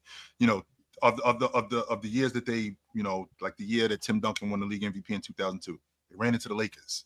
They got smoked by the Lakers. No, they ran into another dynasty and lost. Yeah, and then the next year they ran into the Lakers again, and they ended up losing again. They ended up beating the Lakers after that, though, so that kind of supplemented it. The 3-time NBA champion, that kind of supplemented it, but they ran into the Lakers again in 2004 and lost to them again. So they're a bigger dynasty than the Lakers, but routinely lost to the Lakers. And the Lakers when they lost to them operated. too. And I said routinely. I never said they never lost. Routinely. Oh, the Spurs they lost to the didn't Lakers they didn't Sure. more than the yes they did. Yeah, they did. Okay. The Spurs lost to the Lakers more often than the Lakers lost to the Spurs, but the Spurs are the bigger dynasty than the Lakers when they both operate at the same time. Okay, in Mars, the duration of the dynasty alone is what catapults the Spurs. I'm looking at it. I'm reading it right now. Then how does it not catapult them above the Bulls? The definition of a dynasty okay. is a powerful group or family that maintains its position for a considerable time. 20 years. Is considerable. It's extremely considerable. Yeah. 20 years, Mars. So how? But if you win just as much as me, and you win. No. Don't say I long, win just as much as you, Mars. You saying you're predicating the dynasty solely on championships. It's not solely on championships. No, that's not the way. If I win 70 games in a regular season every year for 10 years and win 2 chips, am I the greatest dynasty ever because I'm the best regular season team ever? No. Dynasties have always been measured by championships. I'm not the one making this arbitrary measure. No, we're not. That's how dynasties but it's championships sprinkled in with great seasons over a 20-year period. Which I understand why the Spurs have a are the Lakers in the for top 60s 5. into the early 70s a dynasty to y'all? Man, look, yo, Maddie. They would have to be. They went to the finals. I typically don't do this. They were in the finals like 10 times, and I know they only won it once. They lost to the Celtics 6. They lost to the Celtics 6 times in the 60s. Yeah, I typically don't do this. That's not I'm not considering those dynasties from back then. You do have. I'm just not. Okay, so that's fine. That's what I said. If you're not doing all of NBA history, fine. Then they're top 5. No, yeah. I'm doing it. They're there. No, you're I'm clear. just not. I'm just not giving them. I'm not giving them the credit. I'm not giving them the credit that I'm giving the Spurs. Which is fine. If you're not considering them, that was your words. I'm considering them. I'm not giving them the credit. I'm not giving them the credit that I'm giving the Spurs. Okay, fine. If you're saying, hey, that era is too different, I'm not gonna say those championships are worth as much as the Spurs because 8 teams, the competition, blah, whatever your reasons are. That's fine. If you're gonna, for all intents and purposes, remove the first 25 years of NBA history, you can say you're not. But when you're removing 11 championships in 13 years because, hey, I just don't respect it as much, you're removing the first 25 years of NBA history. You can say you're not, but you are.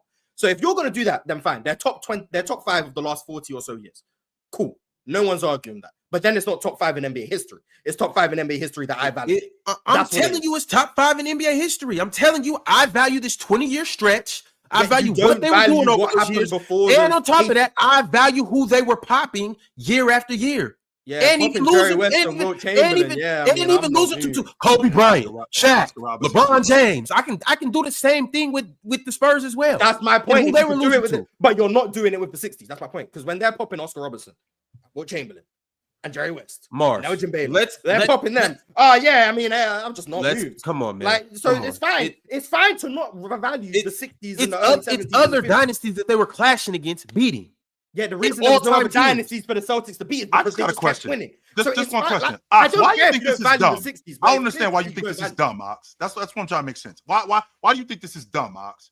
We got a Los Angeles Lakers team that won the NBA championship 5 times in 10 years. That happened. Fire. That's fire. I didn't want to discredit them, but I'm not going to try to argue and have people yelling over me and just saying, "Oh, wait, I'm not doing this with y'all today." Just ready. Like I said a couple minutes ago. Like we could just agree to disagree and move on. Nobody's gonna like.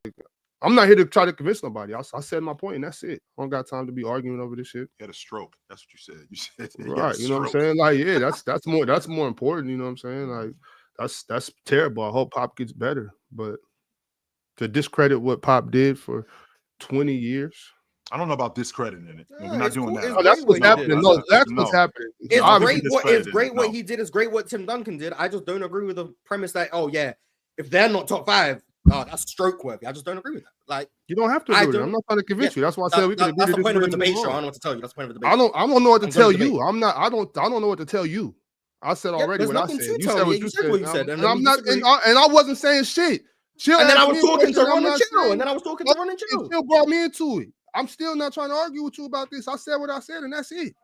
That's great. I don't think they're top 5. I don't Oh, But care if they are top 5, I So, don't think so, it's so definitive. Mars, Uh, so, No, I so, feel so, about it. I so, don't care how you so, feel so, about it. Mars, like I just, so I'm Mars, not like, talking to you. I'm not talking to you. And, all right. stop So, talking Mars, to me. like, If so you Mars, give like I I just wasn't said, talking right? to you. I was talking to Right. him. So Mars, I here's was what I'm talking asking you, Hey, Mars. bro, Right. I'm So, sitting so here, Mars, I'm this is just what I'm sitting asking here you. chilling, bro. What the fuck? So Mars, this is Be what I'm mad at asking you. you. He So brought me into it. I wasn't talking. this Spurs team, I care about longevity, Mhm. players that they had, how great they were as a defensive team, how great they were as an offensive team, how long they did it, the group that they had, and how they changed with the times. Tim Duncan moving from the 5 to the 4 for a decade, still being 4 to the elite. 5. But yeah, 4 to the 5. Did I say 5? I'm sorry. Mhm. Moving from the 4 to the 5. I apologize. Moving from the 4 to the 5 and still being elite for a decade. He was doing that and Yes. making this team consistently, again, at the top of the Western Conference. I think that they lost.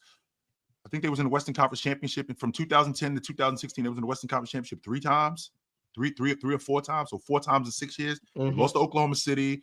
They beat Oklahoma City.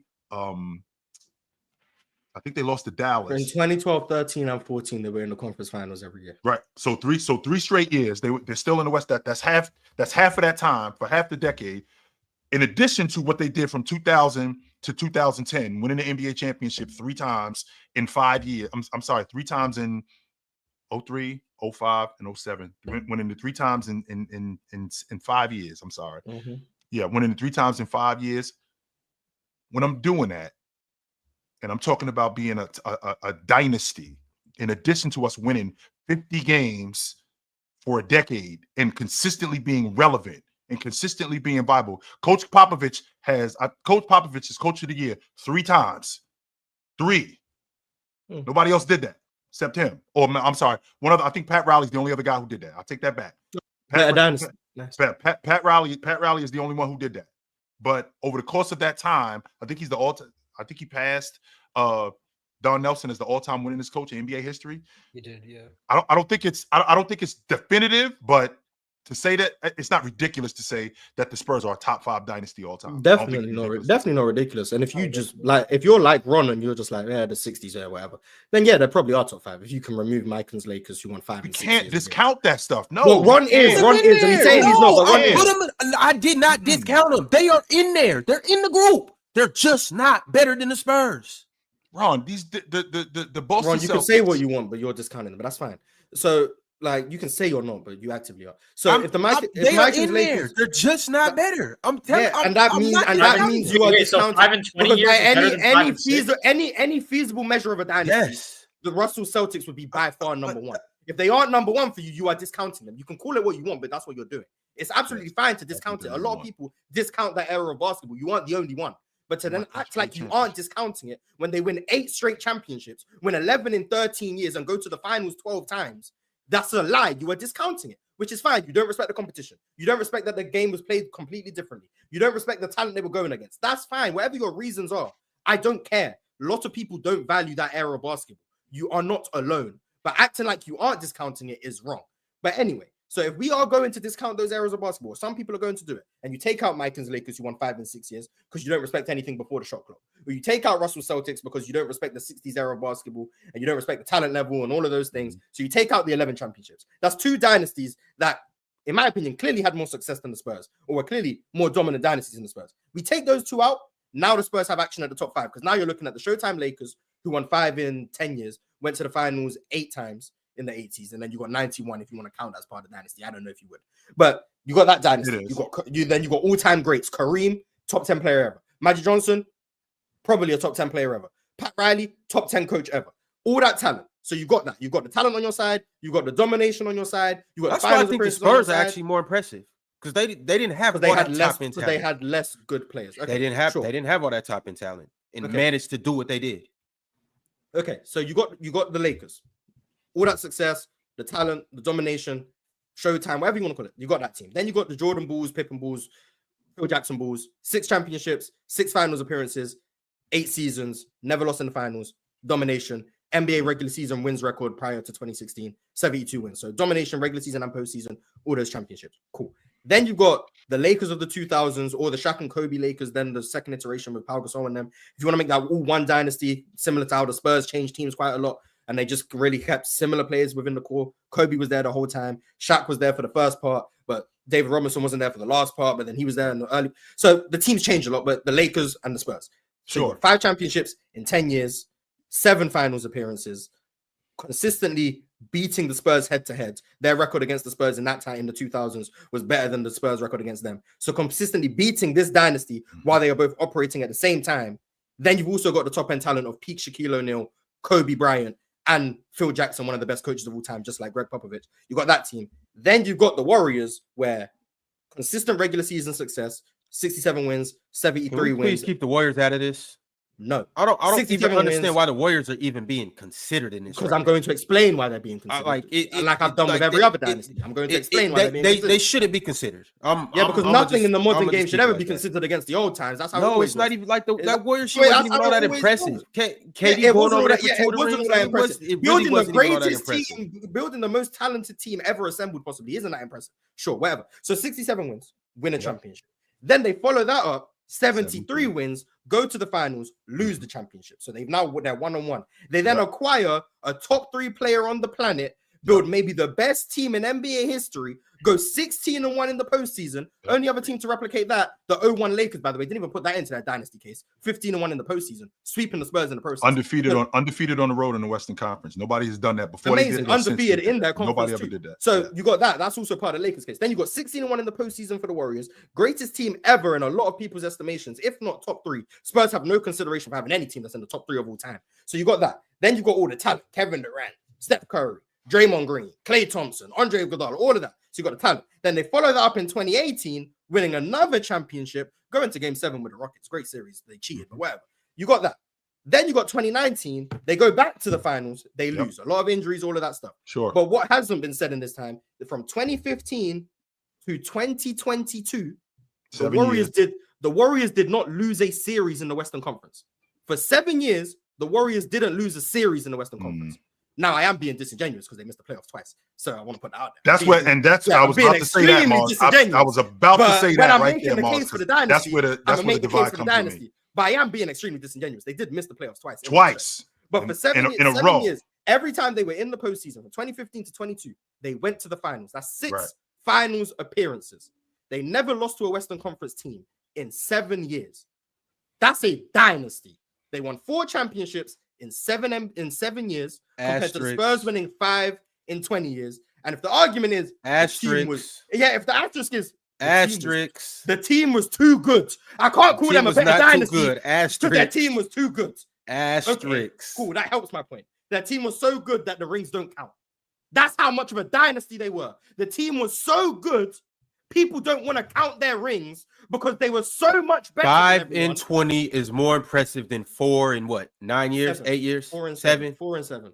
Yeah, 5 and 20 is more impressive than 4 and 7, guys. So they went to 4 and 7 is less impressive than 5 and 20. Mars, the thing, like longevity is a thing. Like that's like me saying, oh, you lived 30 years and you won this many prizes and stuff like that, yada yada yada. But I survived 100 years. Like the point of life is to live. The point of life is to sustain your life and be here as long as possible. Greg Popovich, Tim Duncan in the Spurs literally stayed relevant. That's it. Literally stayed.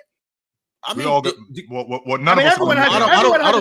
I don't think nobody wants to die because if you wanted to die, I mean, it's not hard to really like. Meaning of life. Charles Manson is pretty old. Yeah, some people don't want to just live forever and do nothing. Some people would rather live. I've never heard anybody say I want to die. I've never. I mean, That's wrong. For the most That's part, wrong. nobody's trying to die. For the most part, everybody is trying to sustain their life as much as possible. And everyone's The trying to Spurs do were something. And a able lot to of people stay trying to at the do top something with their life for too. 20 years. That's great. That's why they have. And a case to get back. I gave the Warriors their prop yesterday. I gave the Warriors their props today. Their dynasty's still going. So, Mars, if you look they're at- still at the If top of the they West. win But this year, if they win this year, 5 and 9 years, are they better than the Spurs or no? Because of longevity. So then it's about Well, championships, that's- not the that's- longevity. Well, wait a can minute, revisit Mars. it. We can revisit it. Again, But So then it's Mars, about championships, not the longevity. No, it's not. No, about no, champions. no. I mean, it is about championships. No. Championships go That into matters. it. But Well, for I'm 4 and 7, nah. 5 and 20 9, yeah. 20 No, Mars. seasons. Mars, 20 what you're doing? seasons. No. What Mars is doing is Mars is giving you the argument with also being disingenuous. Mars, again, that matters. The fact that you missed the playoffs twice. You didn't miss the playoffs once. You missed the playoffs twice in a row. Now, when I think about what the Spurs did, okay, in 2001, Western Conference Championship. In 2002, they swept in the Western 100%, but they was in the Western Conference Championship. In 2002, they lost to the Lakers in the semifinals. In 2003, NBA Championship. In 2004, semifinals. I'm sorry. In 2005, Western Conference Championship, NBA Championship. In 2006, Western Conference Championship. They lost. They lost to Dallas in the second round, and Dallas played Phoenix in the conference. Dallas played Phoenix. That's correct. In the semifinals. 2007, they're in the Western Conference Championship. 2008, they're in the Western Conference Championship again against the Spurs. Lose to the Lakers. Lose to the Lakers. In 2009, I think that they lose in the first round, and in 2010, they lose in the first round. No, that's the semifinals. 2011 is the first round. 60 wins, first round exit. That was against Memphis. That was in 2011. So in 2012, they lose in the West Finals. 2013, they lose in the NBA championship. 2014, they win the NBA. They win the NBA championship. 2015, I think they lose in the first round to San Antonio. They lose in the first round to the Clippers. That's correct. In 2016, semifinals, they lost to OKC. They lost to OKC. In 2017, they lose in the West Finals. Oh, 17 is part of Dynasty too? So we're even going beyond Tim Duncan? That's when I think that's when the year before. No, Tim Duncan left in 16. If we're including 16, no, great in 2017. That team had 16. Yeah, they were still great. They were still great. We'll stay with 16. You can. No, we'll stay with 16. The point I'm making is from 2001 to 2016, they were always relevant. When you lose in the playoffs, right? When you lose in the playoffs in back-to-back seasons, whether it's injury, right? When not losing the playoffs, I'm sorry. When you miss the playoffs in back-to-back seasons, that weakens your dynasty case off that strength alone. When we're in the playoffs, we actually have a chance to win the NBA championship, whether we falter or not. We're actually in the postseason. We're viable to win the NBA championship. When you lose and you don't make the playoffs at all, you are completely out of the race. So now your dynasty is in question. Same logic. That's where I'm getting moved at with the Lakers in 2005. When you miss the playoffs, when you end up missing the playoffs, despite you're rebuilding the dynasty, the fact that you missed the playoffs and we're trying to stay relevant, I mean, that's a big deal. That's where I'm getting moved when it comes to. They made the playoffs, but the Warriors have the same amount of finals appearances and the Lakers had more. So it's like, yeah, we missed the playoffs once or twice in the Warriors example, but we made the finals just as much as you. So you were in the playoffs just losing. So it's like, yeah, I get it. Like, still were there though. Yeah, that's why they have, and this is why they have a case to be top 5. I agree, they have a case. The longevity is crazy. 50 wins every year. Crazy. The highest winning percentage of like any over that period of time ever.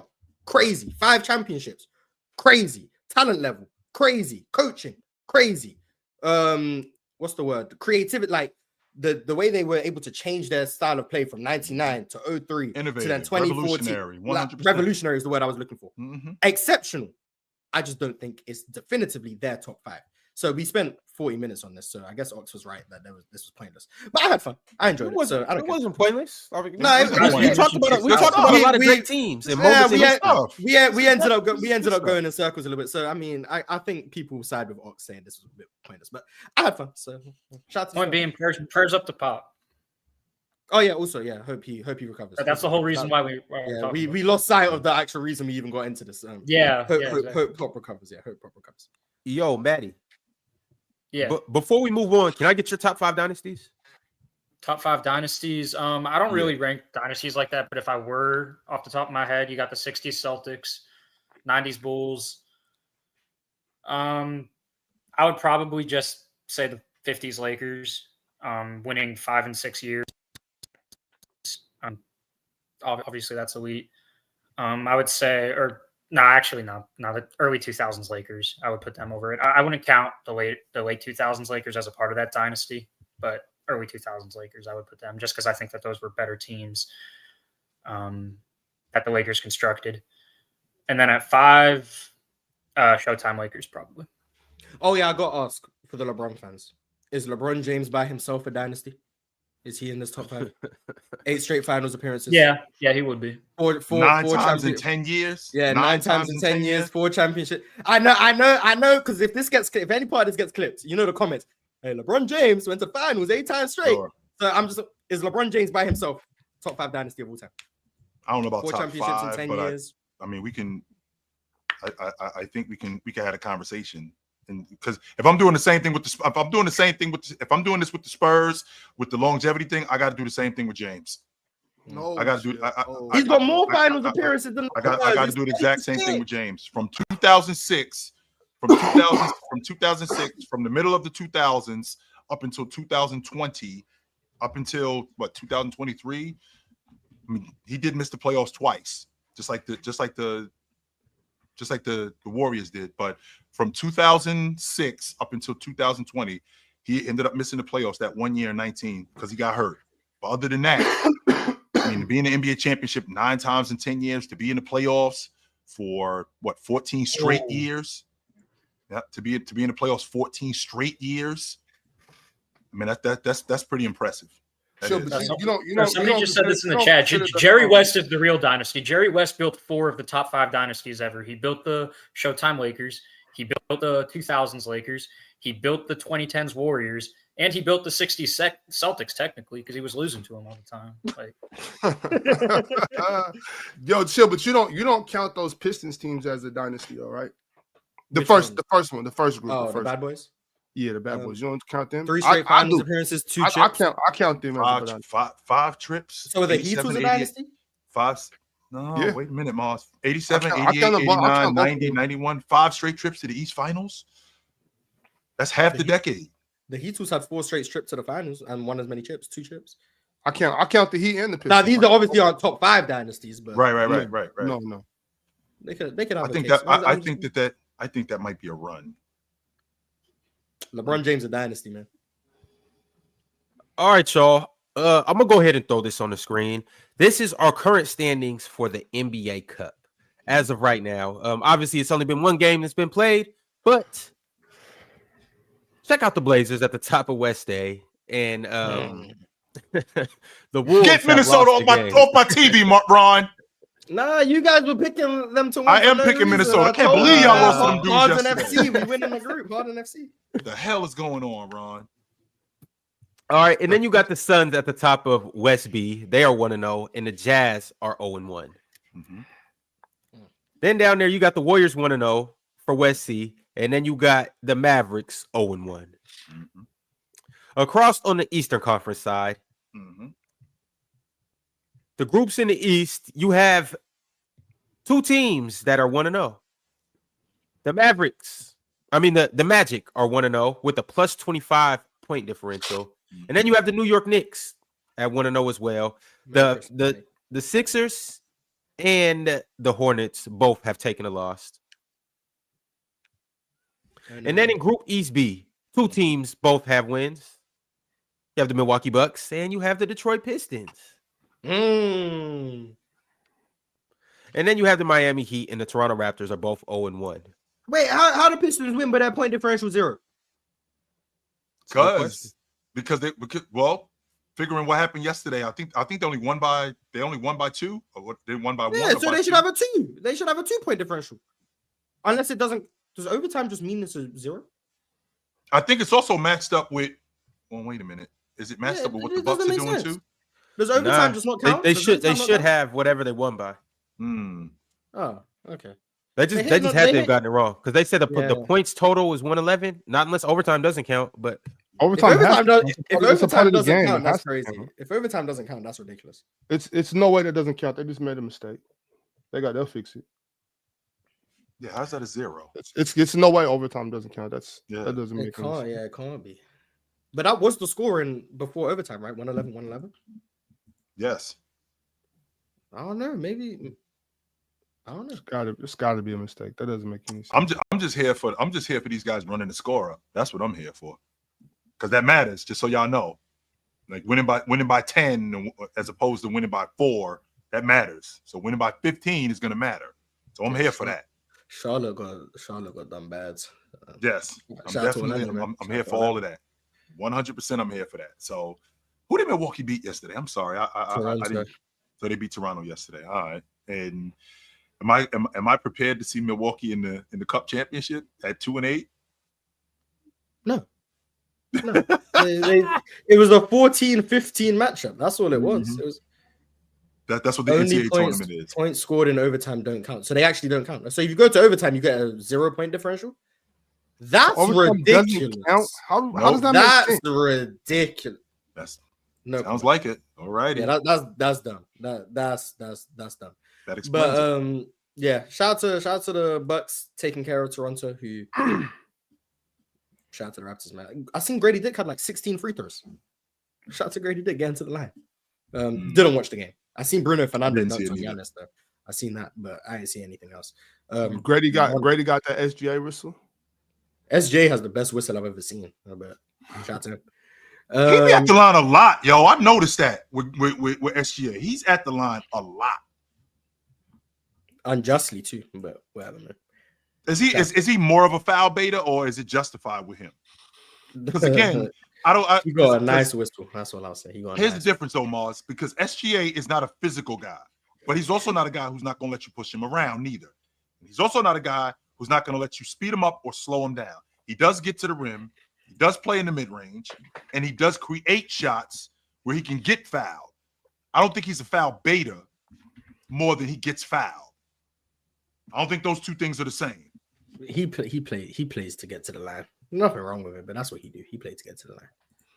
So shout out to Shay, man. It works. But he cool. He's solid. He decent. Hello, Ron. What's good? All right, a couple super chats. Let's go ahead and dive into these.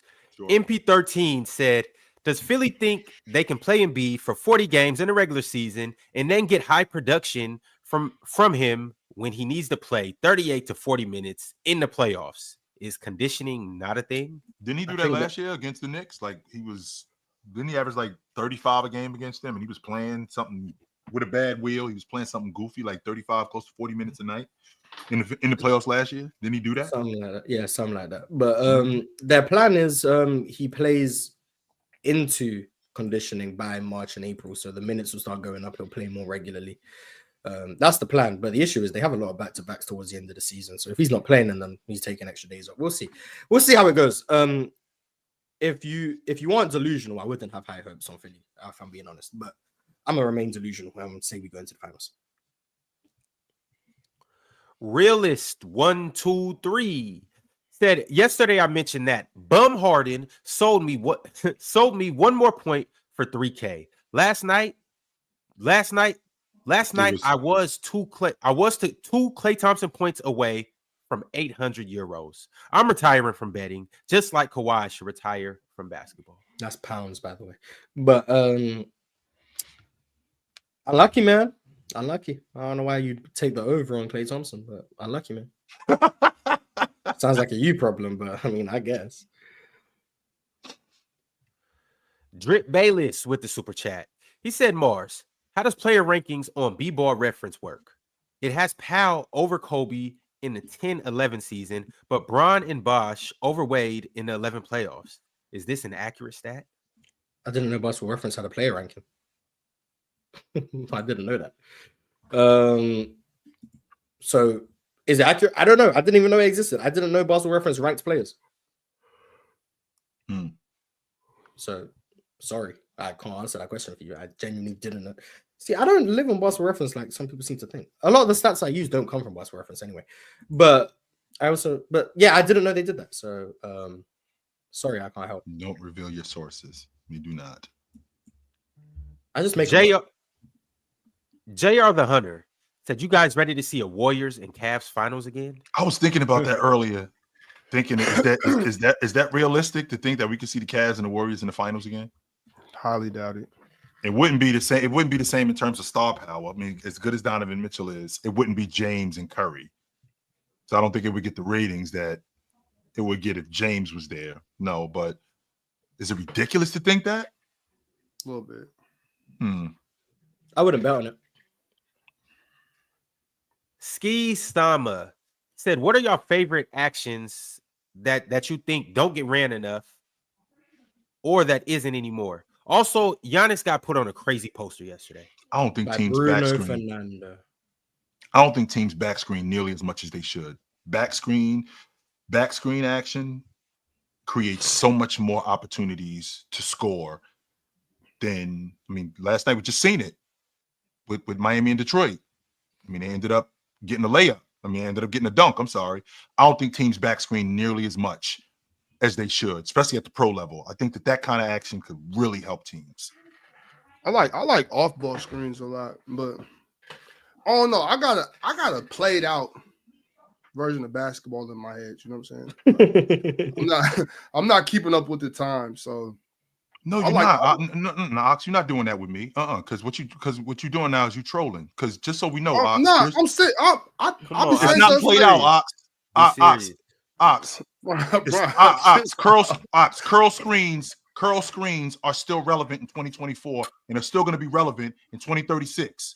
Back screens are still going to be relevant in 2030, just like they were in 1992.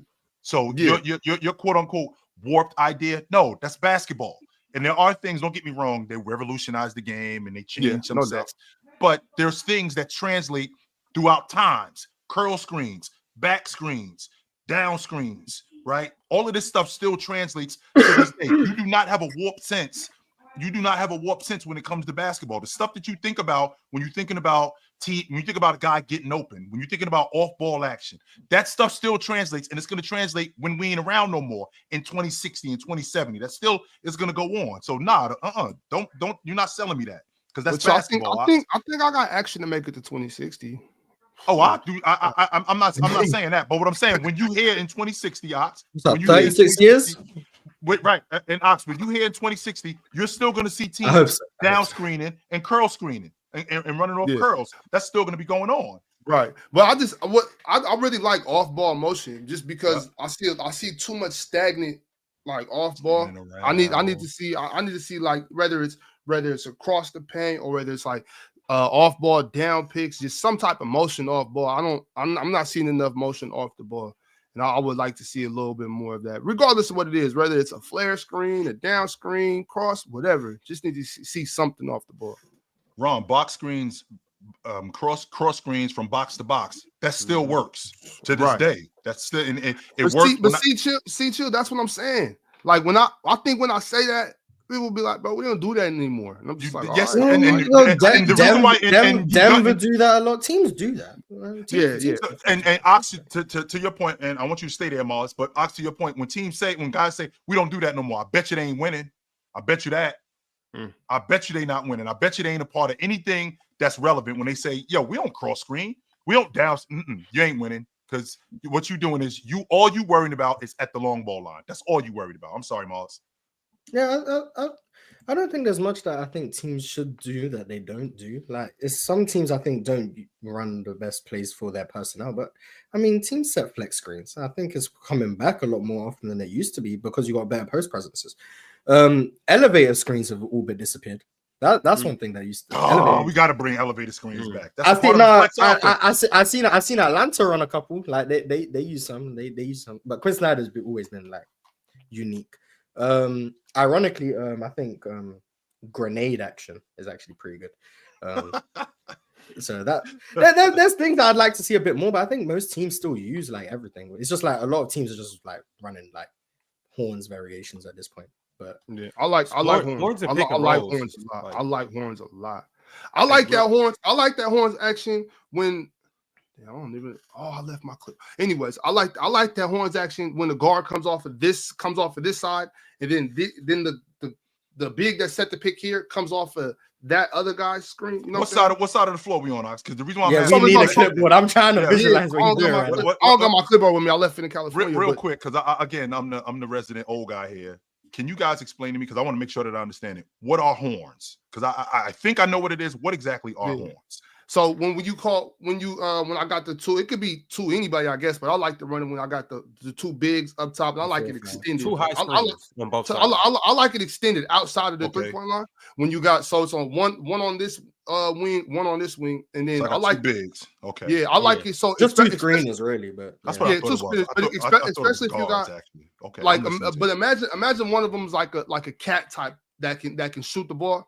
So Right. I want the guard to go off of him, to go off of the shooter. Oh, and then the cat will come off the second screener. Yes, and then the cat goes the okay, opposite yeah. way off of the other screen, and then that big dives. You know what I'm saying? So I like Cat- that. That was So part Cat of is- my okay, I'm genius with you. game-winning play, by the way. I'm with you. So Cat is on the left wing. Let's say, I don't know. Zach, let's say Cat is on the left wing, because you got two bigs, right, Ox? Mm-hmm. Too big. I got two bigs. So I got Cat on the left wing, and I got Zach Randolph on the right wing, right? And I got De'Aaron Fox. I got De'Aaron Fox with the ball. So is it a back screen, or is it an elevated screen? Who's screening for who? It's So a regular Cat- ball screen. Yeah, just regular ball screen. Cat- Cat okay, will be screening for De'Aaron. De'Aaron's Okay, coming Cat- off, going left. Yeah. Then Zach takes a step in. Yeah. Cat comes off of him for like a Basically a flare screen. A flare screen, Okay. yeah, all right, flare, I'm like with a you flare now. screen. Okay. I But see then it. Zach will probably dive, like roll. So he sets that and then slips to the rim. That's good action. You know what I mean? Okay. I like other, that. It's That's other horns. ways You can do that so too, much stuff off of that. You can do Like- so much off of that. Yeah, there's Okay. a lot of different wrinkles out of horns. I just wanted to make sure I understood, because I hear y'all say horns a lot, and I thought it was it was two wings or a big and a wing. But okay, I understand. It can be it just has to be two screeners, two ball screeners. And like it used to be like back in the day, like it used to be run at the elbows, but now it's just been extended out a lot more because the 3-point Because of the long ball line, sure. But like there's a lot of things you can run out of horns. Like most teams start out of horns like damn near every possession. Like that's what teams are running a lot. Okay. I like horns.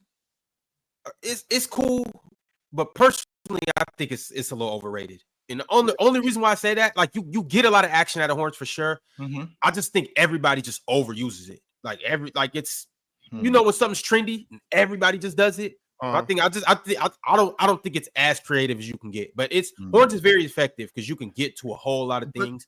Really, even just for like I remember Brandon Jennings was cooking off horns when he first came in the league. Just because when you have a dynamic guard coming out that can go either way, there's nothing you can do about it. Chill, I essentially got two pick and rolls, and this is if you got a guard that really can get down here or score or get whatever they want. I essentially got two pick and rolls that I can go with.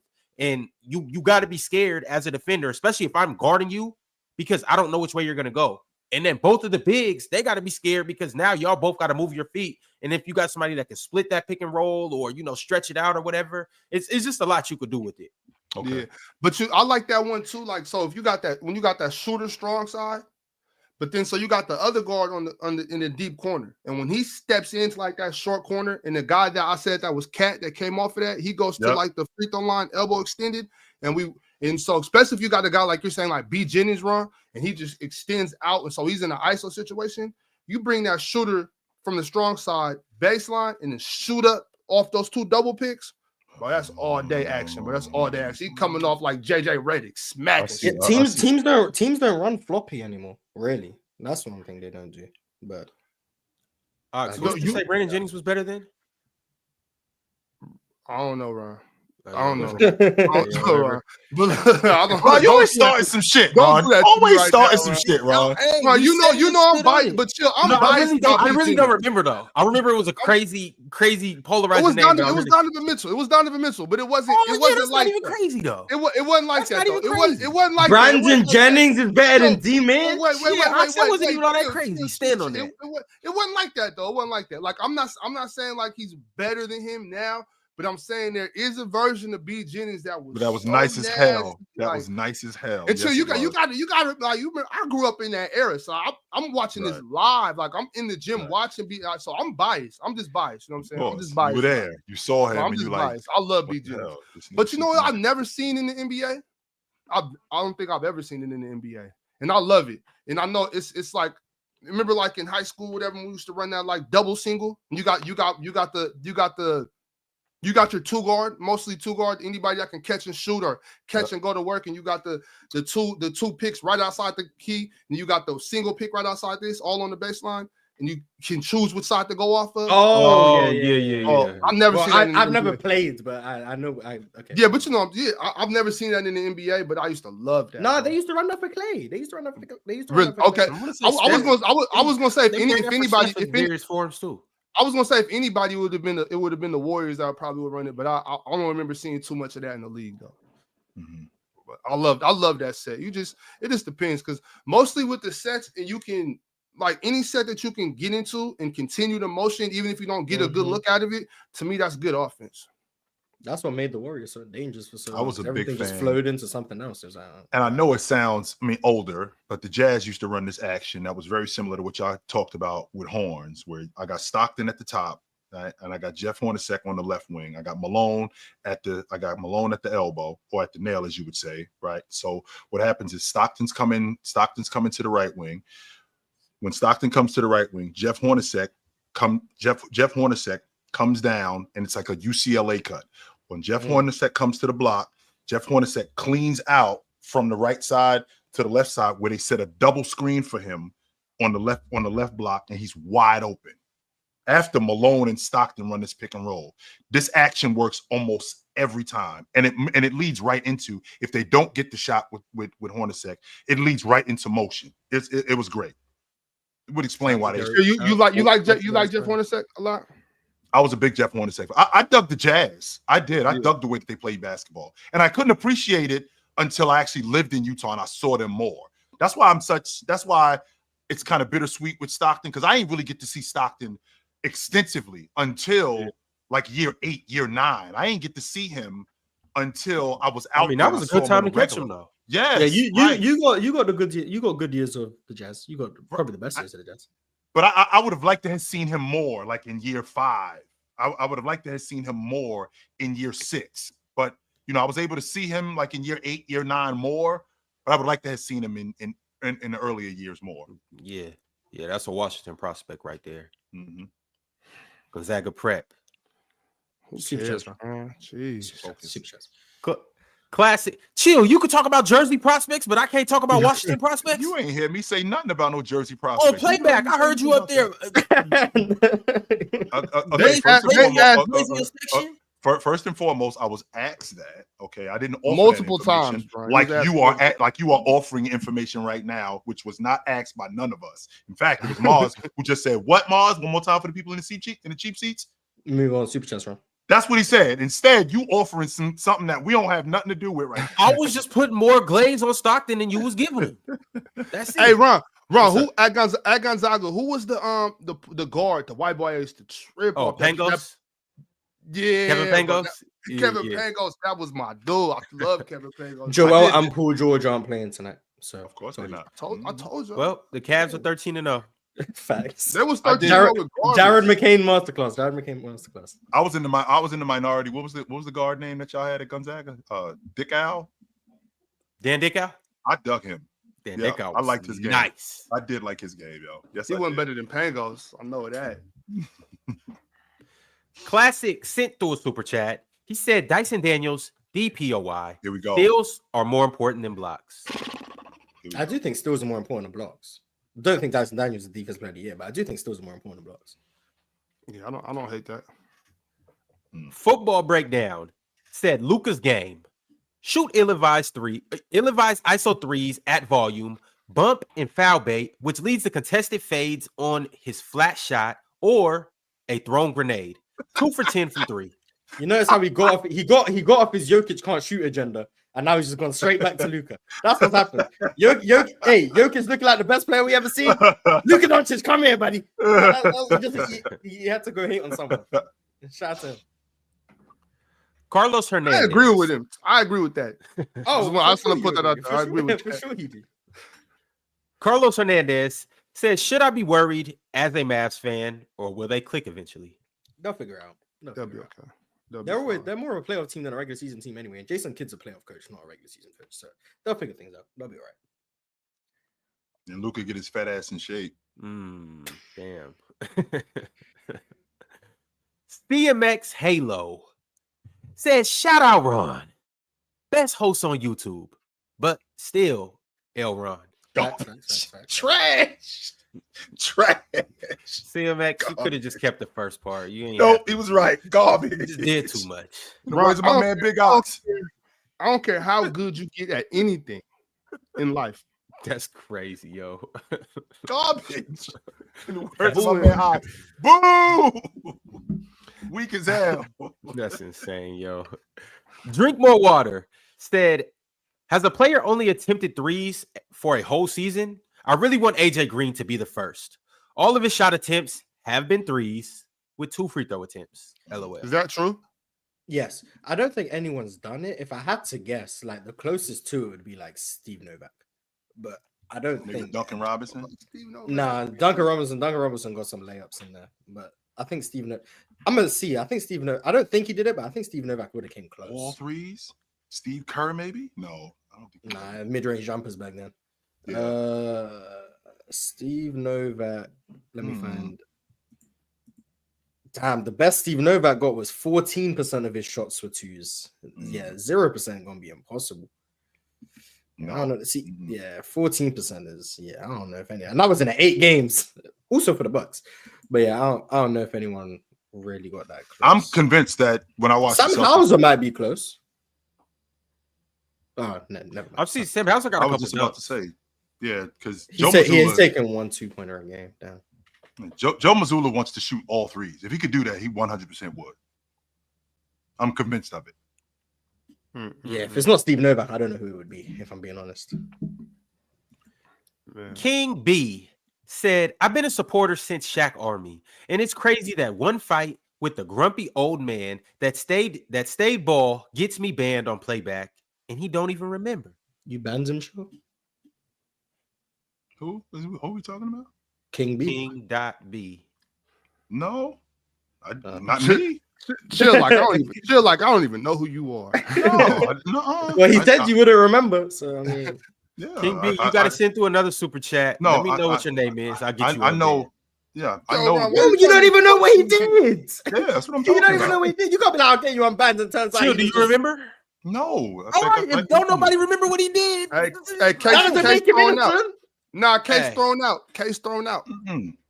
Check it out. I banned King him? B, send me your username.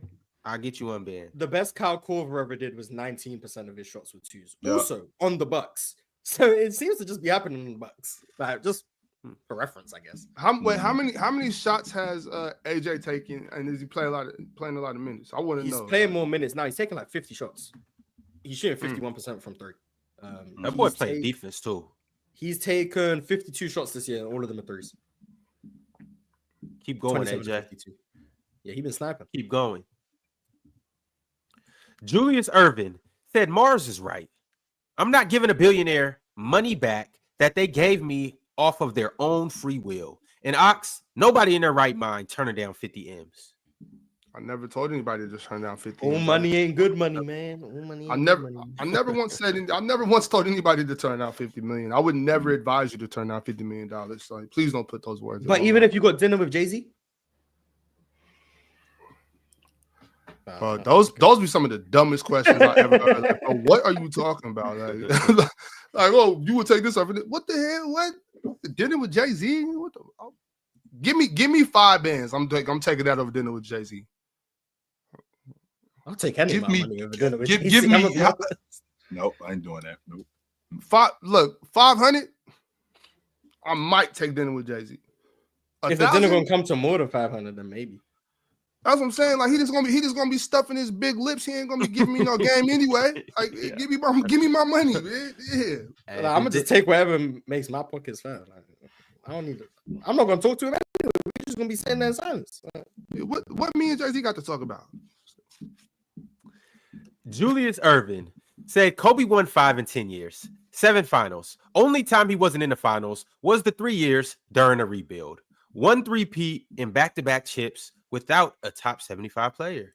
I hate that. The What about a top 75 player logic. I'm so Pau Gasol is one of the 75 best players ever. Right. I don't like. I get that he's not on the list, so it's like, oh, he did it without. Like, I'm sorry, I don't care. I don't care. And on top of that, Mars, the top 75 logic doesn't work because there's plenty of guys on the top 75 list who you don't think should be on there. But then you'll turn around and tell me that this guy won without a top 75 player. Give me a break, man. Steph I don't know if Powell's a top 75 player. With all due respect, you not naming 75 players better than Pau Gasol at basketball. You just I really don't know. you know. If he's fringe.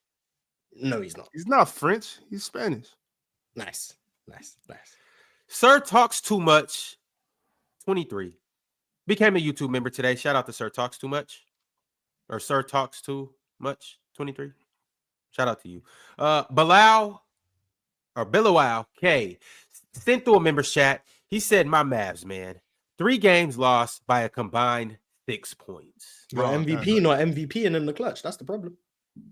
Ron, I'm gonna run this down for you real quick, and all I need is a yes or no answer. You ready? Mm-hmm. Real quick, yes or no answer. Gasol. Jabbar.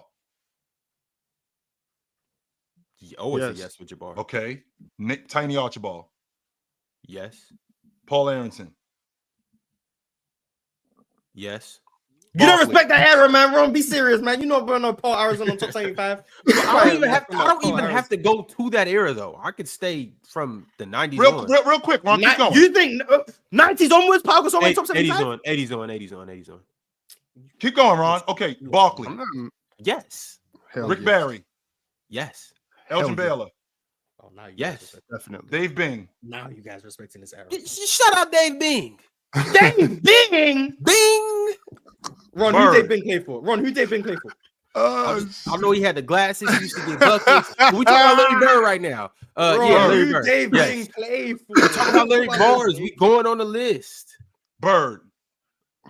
Obviously. Chamberlain. Obviously. Cousy. Obviously. Dave Cowens. Obviously. Billy Cunningham. Yeah. Who Dave Billy DeBusschere. Cunningham play for, Ron? Chill. The next person. Dave DeBusschere. This guy's on. Yes. Drex. Yeah. Hell yeah. Doc. Yeah. Ewing. Rivers? Yeah. I don't know. Walt I Frazier. just want some clarification. Yes. Clyde. Yeah. George Gervin.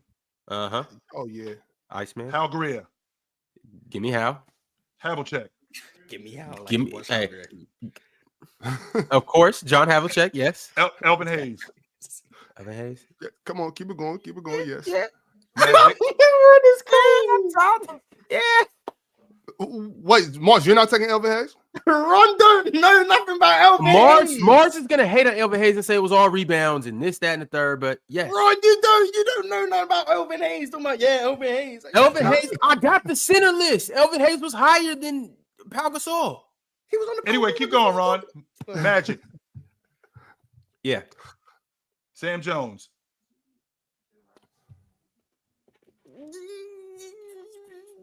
I'll go Pau. I'll go Pau. I'll go Pau. I'll go Pau. Yeah. I'll go Sam Pau. Jones, I don't know. What? Keep going. Jordan. Yeah. Jerry Lucas.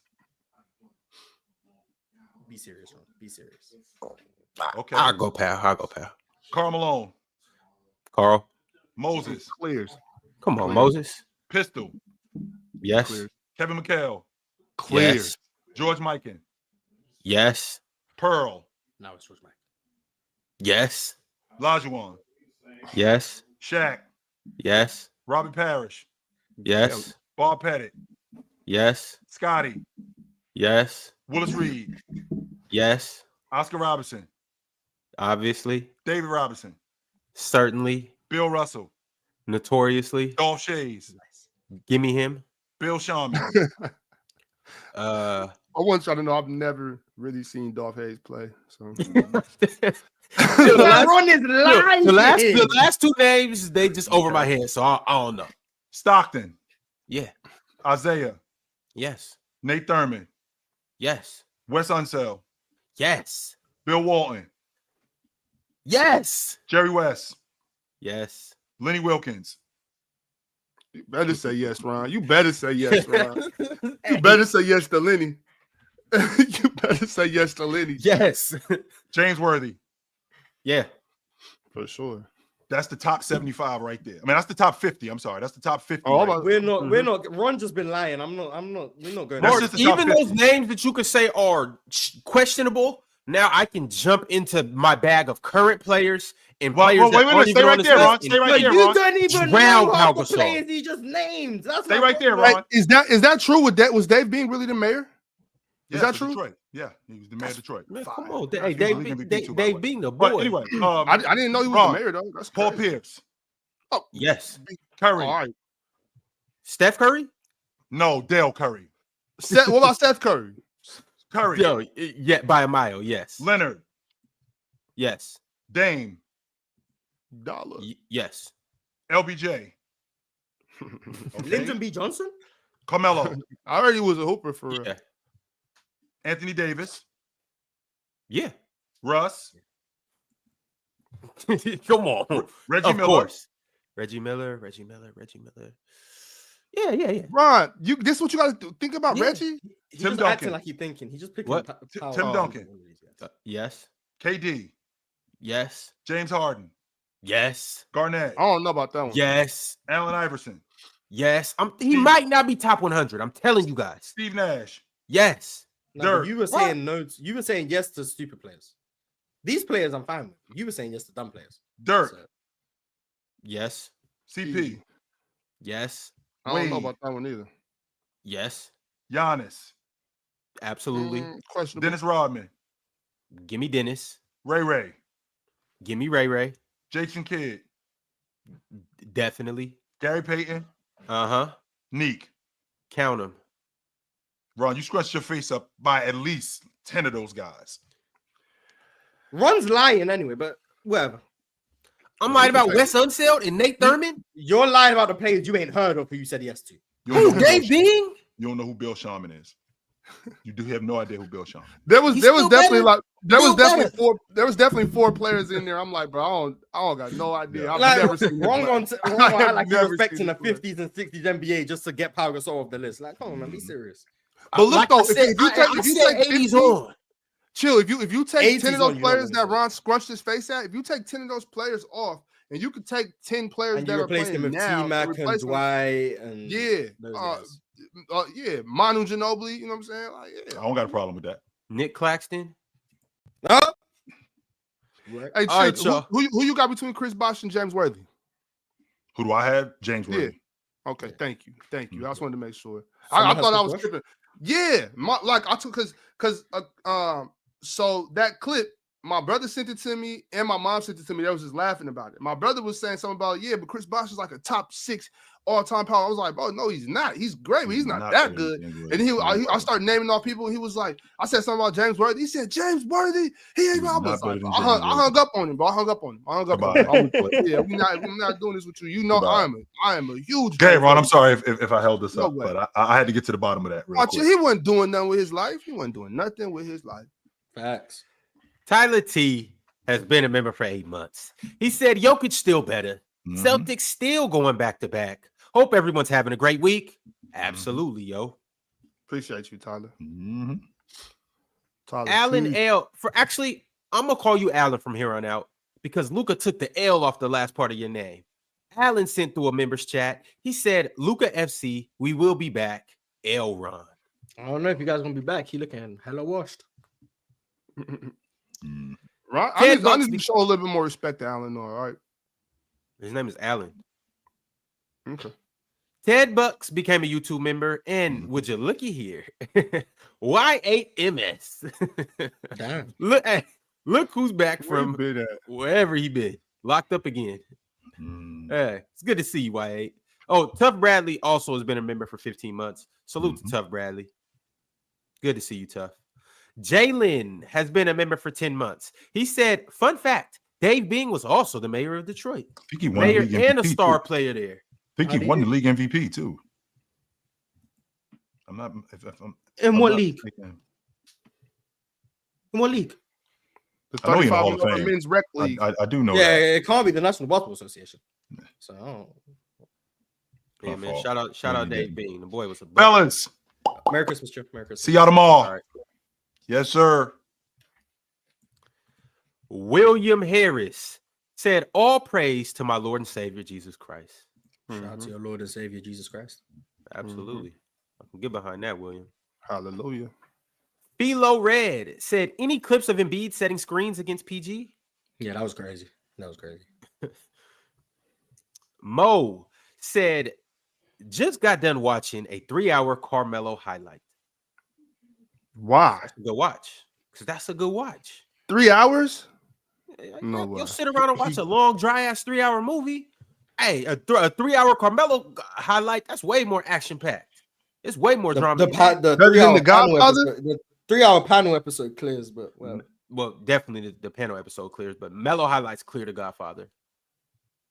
Do with that as you will. 8 Gates Lee said Harden plays ball today. 7 threes away from Ray Ray. you about 4 games away then. 4 games For away. real? Yeah. Yeah. Oh, hey, Ray.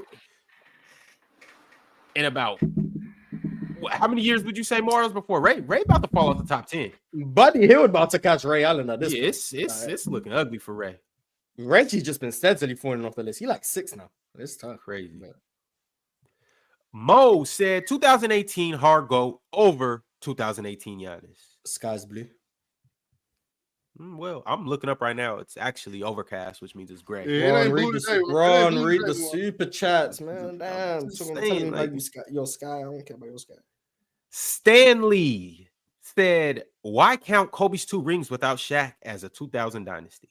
Because the Lakers were the dynasty. I need a stiff drink after hearing that news. So I'm on my way to get a mimosa. That's not D9 said, lend in a bucket, but also Fidel Castro wiped the midi. You seen Fidel Castro here? I told y'all I seen those. You seen the video? Mm-hmm. Yeah. I told y'all last He year. Euro stepping in the lane and stuff like no. Well, I ain't see all that, but Oh, you ain't see that? You ain't see that? Nah, I He seen him was hooping tough, though he was for tough. real. He like RIP 6'5" too. Yeah, but that was tall. It was tall for sure. All right, y'all make sure to like the video on the way out. We will be back tomorrow. Play back tonight with Jordan and Chilltown. Y'all pull up to check out those games. And on the way out, El Cheerio. Merry Christmas. Hey, Cheerio, I'm gonna kick his ass.